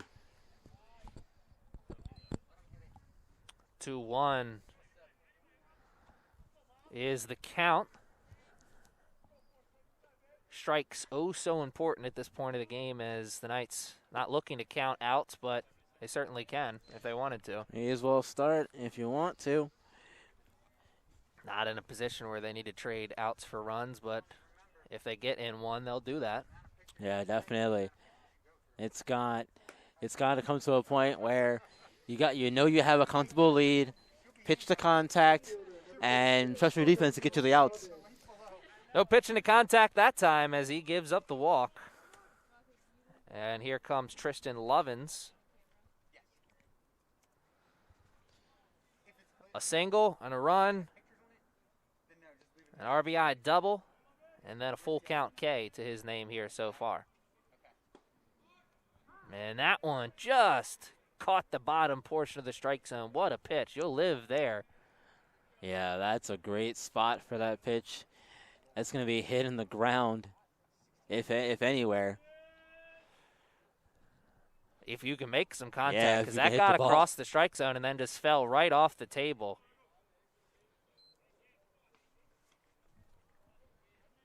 Moves the count to 1-1 after he follows the strike with the ball. 12-5 is our score. And that one gets past Johnson and will allow Muffett to run over to first. And he's going to take the stroll over past the bag. But he will go back to second. Started to say 12-5, that score on the board. 8-5, man. Game was a lot closer than it is. You also got to look at that other number up there, and that's the errors. It's 6 for the Saints. Any favors a lot today, but they're not out of the game yet, but it's definitely difficult to get back down 7. 6 errors with all the walks that they gave up, and that is a recipe for not a lot of wins. As 2-1 is the count, and we have some action in the bullpen area. 2 players warming up. Let's see if we see them come into the game sooner than later. And there's also action in the Saints bullpen as well. So they have 2 guys throwing over there. We're getting ready to throw over there as well. We are at the start of what could be the second to last inning of the game, as this is game 2 of a doubleheader, so only scheduled to play 7 innings, as he got his second strike on a real nice pitch. The bottom pretty much in the inside same spot corner as the other one was earlier in the at-bat, yeah. And he will hit that one over towards the first base line, and it gets past Johnson, and he stumbles across the first base, and he is safe. Is he out? He's out. That was kind of like a double call. Like I saw the 2 arms extend from the second base umpire. Yeah, I wasn't quite too sure about that one. It was certainly eventful, I'll say that much. Yeah, the stumbling really came back to hurt the Saints there as he stumbled coming across first base and gave Canella enough of an opportunity to show off the arm and get the outfield assist.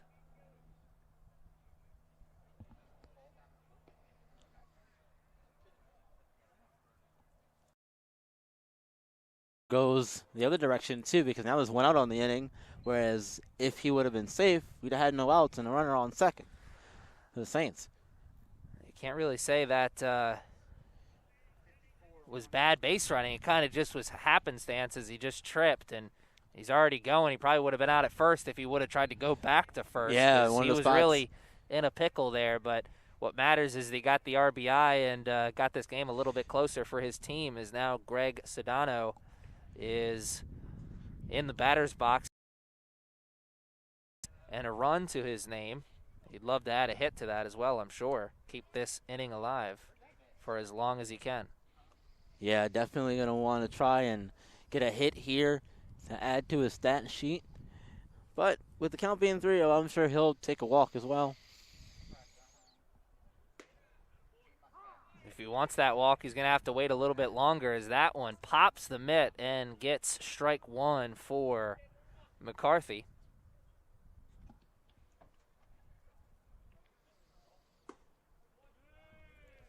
So the next pitch is ball 4. So he didn't have to wait long. Not too much longer after. And now with Frank coming up, we'll see what the Knights defense can do here. So if they can roll 2 and get out of the inning and come hit some more. A real uneventful day at the plate for Greg Sedano. 2 strikeouts, 2 walks, though he does have that run. Though I guess a walk isn't really that uneventful, and the coaching staff will come out, take the ball from McCarthy, and we'll see the bullpen in action once again in the 6th. 1 out, 12-6 is the score. We're going to take a little bit of a break. We'll be back with more action after this.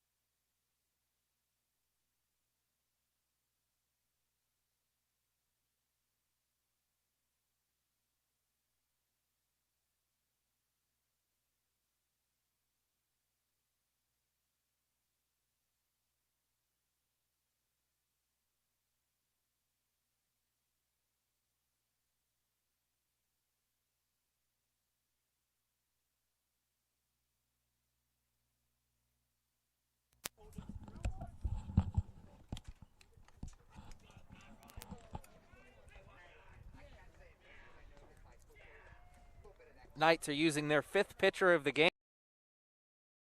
The pitching for them. Tell us a little about the man wearing number 19.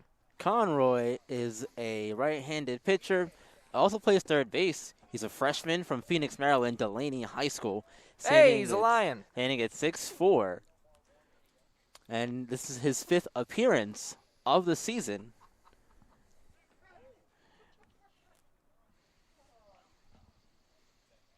A former Lion, Mr. Ryan Conroy. A good baseball program over there at Delaney High School. Absolutely. He's got to worry about that man at first. Though he's running. Throw down. Will bounce in front of the runner. Get past second. Oh, the center fielder quick to get to it, as well as the second baseman as well. That will go down as a stolen base for Greg Sedano. Conroy also has an ERA coming into the game of 8.35 in 7 and the 3rd innings pitched. 11 hits, 9 runs, 7 of those earned, 7 walks and 5 strikeouts so far on the season for Conroy. Kenny Frank, 2 walks already to his name from his designated hitter position. In a tough position to work a walk here as he's in the hole 1-2. And definitely battle back to that full count spot. He'll have another chance as that one will run him back to even. And with the runner on second, the Saints are looking to continue getting more runs and getting back into this game. Started the inning down 7. And that will move the runner to third as it comes off the glove of Daddio. Tough catch to make, though, as that one was coming in towards the runner. Tough play. Yeah, definitely a tough one behind the plate there to deal with. Fortunately got the best of him there, but a chance at redemption here to get the out. Talked about how it'd be a tough battle to work it back to a full count, and he did just that, though. Payoff pitch will be a strikeout pitch. And that'll get us to 2 outs here in this 6th inning with a runner at third. The plate, trying to avoid being the third and final out of this top of the frame. Looking for a start. And the runner is coming, and Conroy unable to get the tag on in time as he'll score on the pass ball. And move this score to now 12-7. So a hit. He hits it out of the park. But it will keep the run, the inning, excuse me. And at this point for the Saints, that's all you want to do. Giving yourself a chance to cut last and final inning. Exactly. Final inning. Exactly. Last and final inning. Exactly. Give yourself as many opportunities as you can while you. And that one, Johnson feels like he's got a chance to make that catch, quickly realizes he does not. Yeah, he was moving over there to get to that ball, too. Really turning on the jets to try to get over there and make a play. 2-1 now. He just missed his spot there with that breaking pitch. Yeah, Size of frustration from the bench say it all. 3-1. Yeah, they wanted that strike, and Conroy side portion of the plate. That had good action on it. Trailing away from the runner, or excuse me, from the hitter. Another full count for Conroy. And another strikeout. Kevin Conroy. Huge full count. And that is the end of the top of the 6th. 12-7 to this.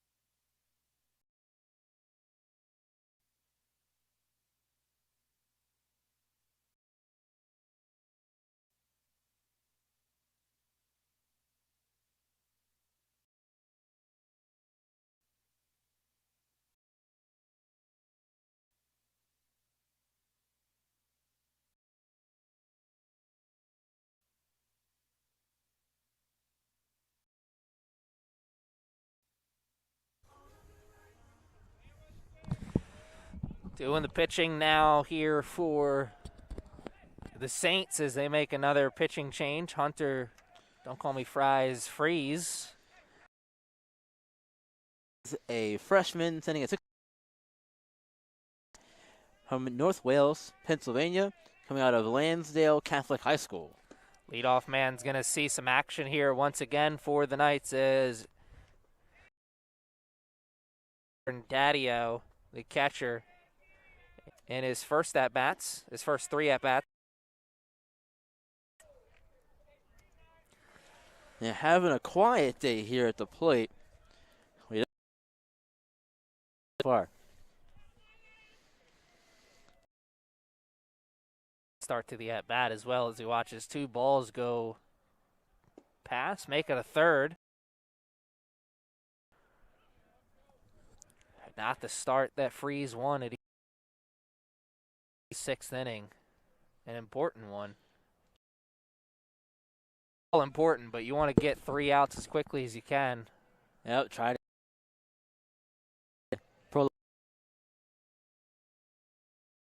His first strike across the plate, and it's the chance that he's due, and he is due for one as he puts that one right up the middle. Freeze had to do a little dance to get out of the way of that one.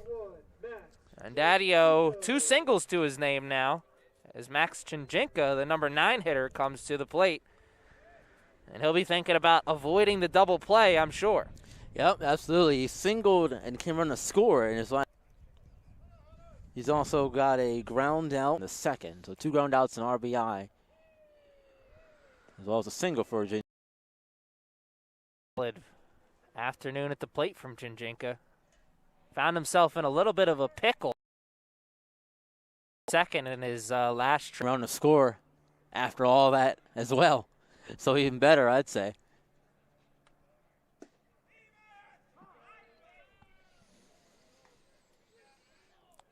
Move that count to 1-1 as he watches that get called for a strike.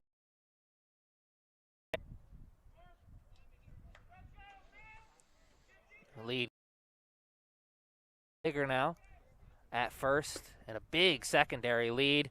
Almost comes back to hurt him as he's able to get back there safely. Yeah, these catchers are not afraid to throw it down if they feel like you're a little too far away from the base. They'll try and pick you off over there. Looking to catch the runners sleeping, or at least keep them on their toes. His lead's a little bit shorter now, so he kept him on his toes. It worked, sure. didn't it? Yeah. Throw is almost right at the runner, a little bit in front of him. A stolen base there for Daddio, the catcher. As again, that puts him in scoring position. Chance to get himself another RBI for him on the day.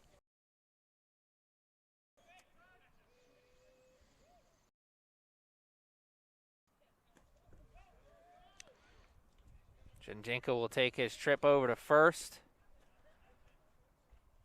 And Daddio will take his trip over to third with a little bit of a banana peel across the bag. Thought about going. Third base coach. In there. Good. Top of the order.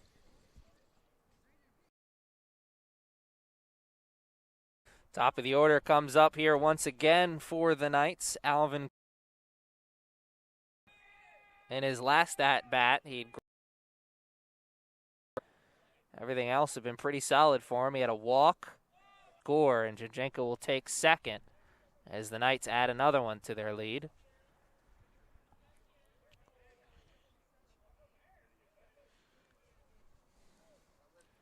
Corella, solid afternoon at the plate. Made even better by his work on the base path. Yeah, it's gotten a little better here. An RBI with the runner on second. Another RBI.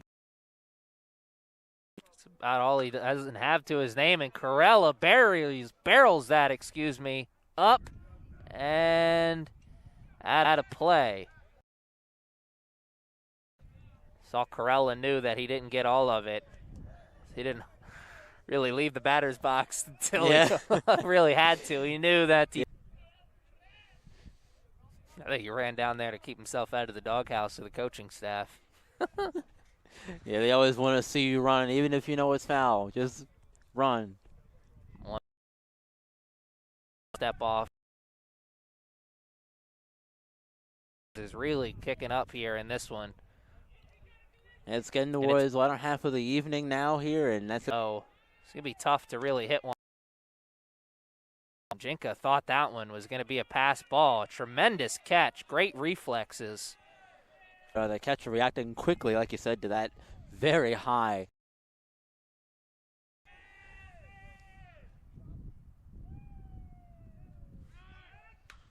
Corella, hit and run is on. Jinka is going to have to take a step back over to second, though that one goes out of play. Looked like for a second.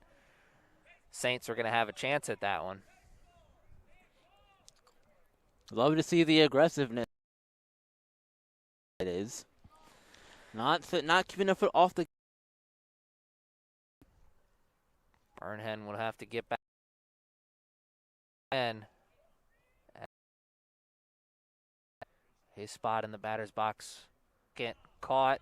No tag even applied as Chinjanka got back to the base without a sweat. Or much of a sweat. Got to keep honest over there, even on second, because Corella takes one for calf. Chinjanka will have to go back to second on the hit batter. First base again. They on the bases, and with the hit by pitch, he's going to have another chance here to. Talking about how great of an afternoon Logan Leisure has had at the plate, or excuse me, that afternoon that Logan Leisure has had at the plate. Leisure been on base in every single at bat today. He's had 4 of them so far. This will be his 5th one. He's got to keep it going. Been on base every time, and he's stolen bases pretty much every single time he's been on as well. 2 stolen bases his last trip into the batter's box. And in the 4th, I believe he had one in the on the base path.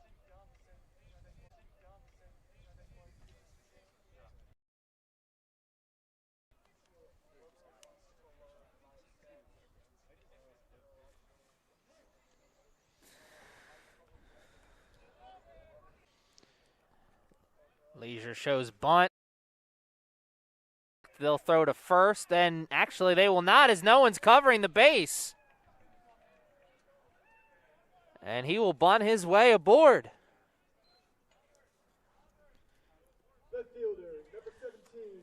And that's going to load the bases now for the Knights. And with the score the way it is, they need to get to 17 runs to invoke the 10-run rule.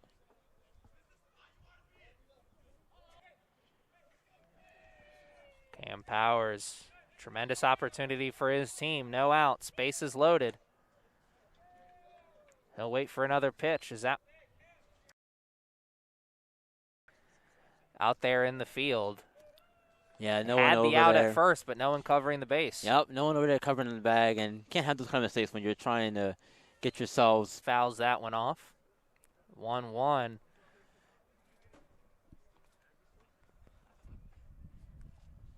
Hearing some whispers on the dugout side for the Knights. Encouragements of the home run as you brought up that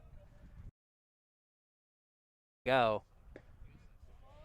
Powers watched a good one go across. That was a tremendous pitch from Freeze. See if he's got another one for the first out of the game, or first out of the inning, excuse me. Yeah, really good pitch there from Freeze. You'll need another one of those. You get the first out of the inning here, and it'd be a big one. He'll be looking to get an out at the most available base, as good job of keeping that in front, right directly in front as it rolls past home plate. Gets us back to even 2-2. I started to say the out probably coming at the easiest available base. Easiest base, yep. Any bag, any way you can get the out. Just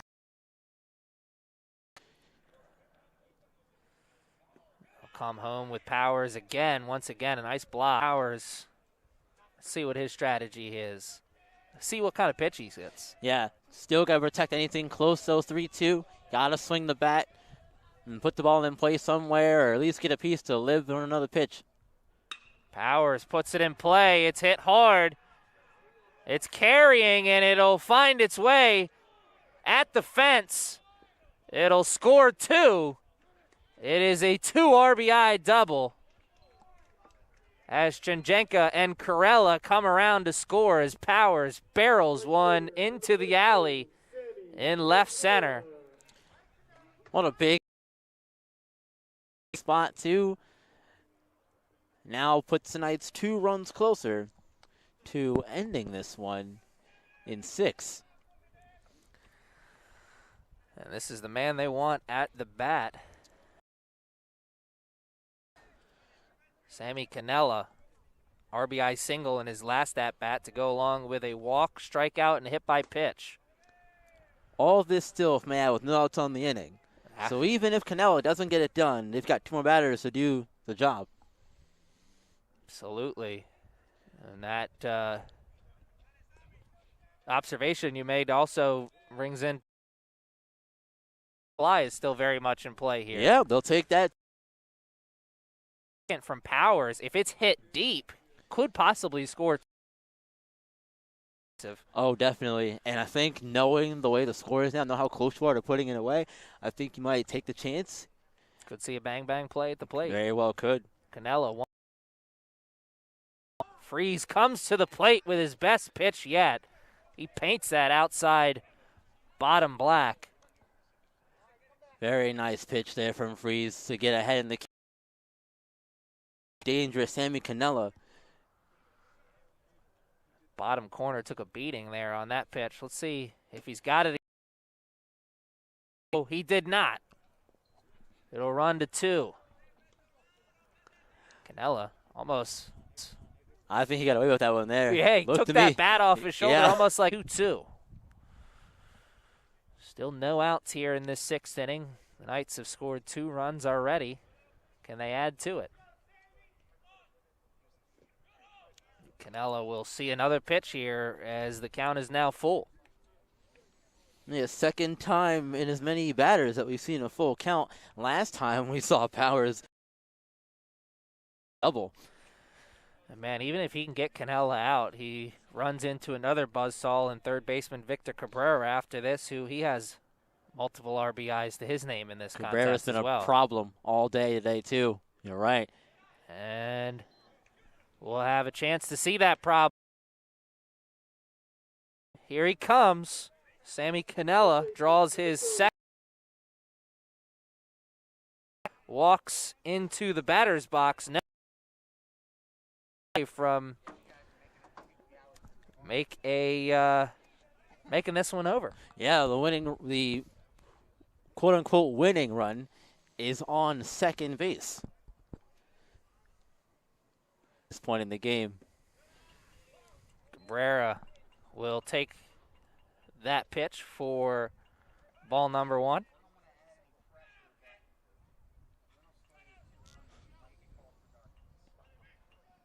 Cabrera, 4 RBIs already to his name. We'll look for ball 2. Yeah, Cabrera has 4 RBIs, 2 in the 5th, and so he's having a big day here at the plate. Looking to cap it off here in style.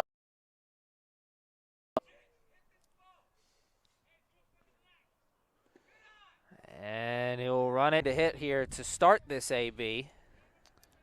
Though it is starting to get a little chilly out here. The grip on the baseball may be getting a little bit tougher. Yeah, when it gets chilly and the grip starts to go away, that causes more slips and dips with the ball, which isn't a good thing.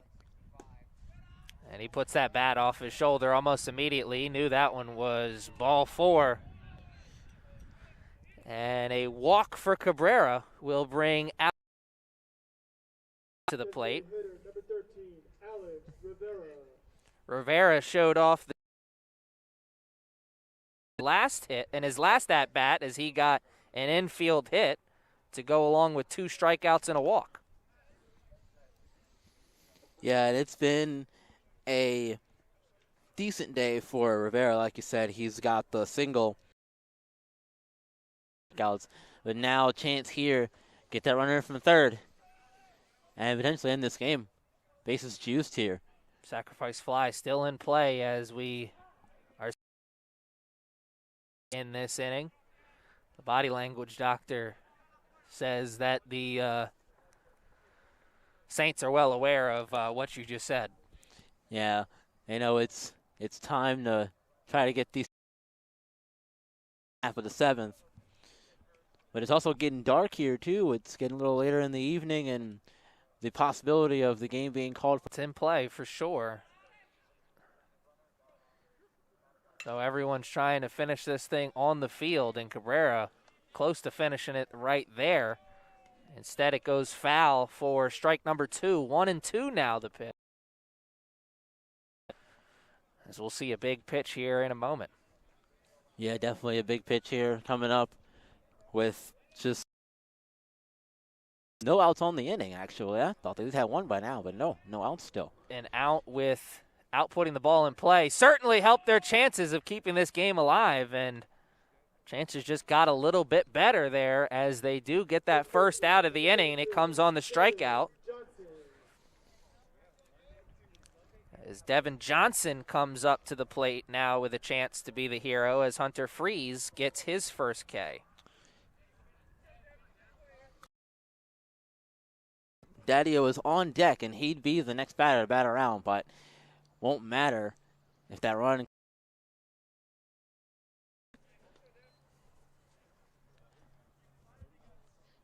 No, this game's going to end either way here with this AB. Or this inning's going to end either way with this AB. Unless he strikes out, of course. Very true. And he's behind 0-2. So it's very much a possibility that could happen. And we will, in fact, see Daddio bat again in this inning. Daddio well aware of the possibility this inning could end. Box with his shin guards still on. Johnson puts one in play. It's going to be a tough play to make, and they'll get the out at first, but the run will score at home.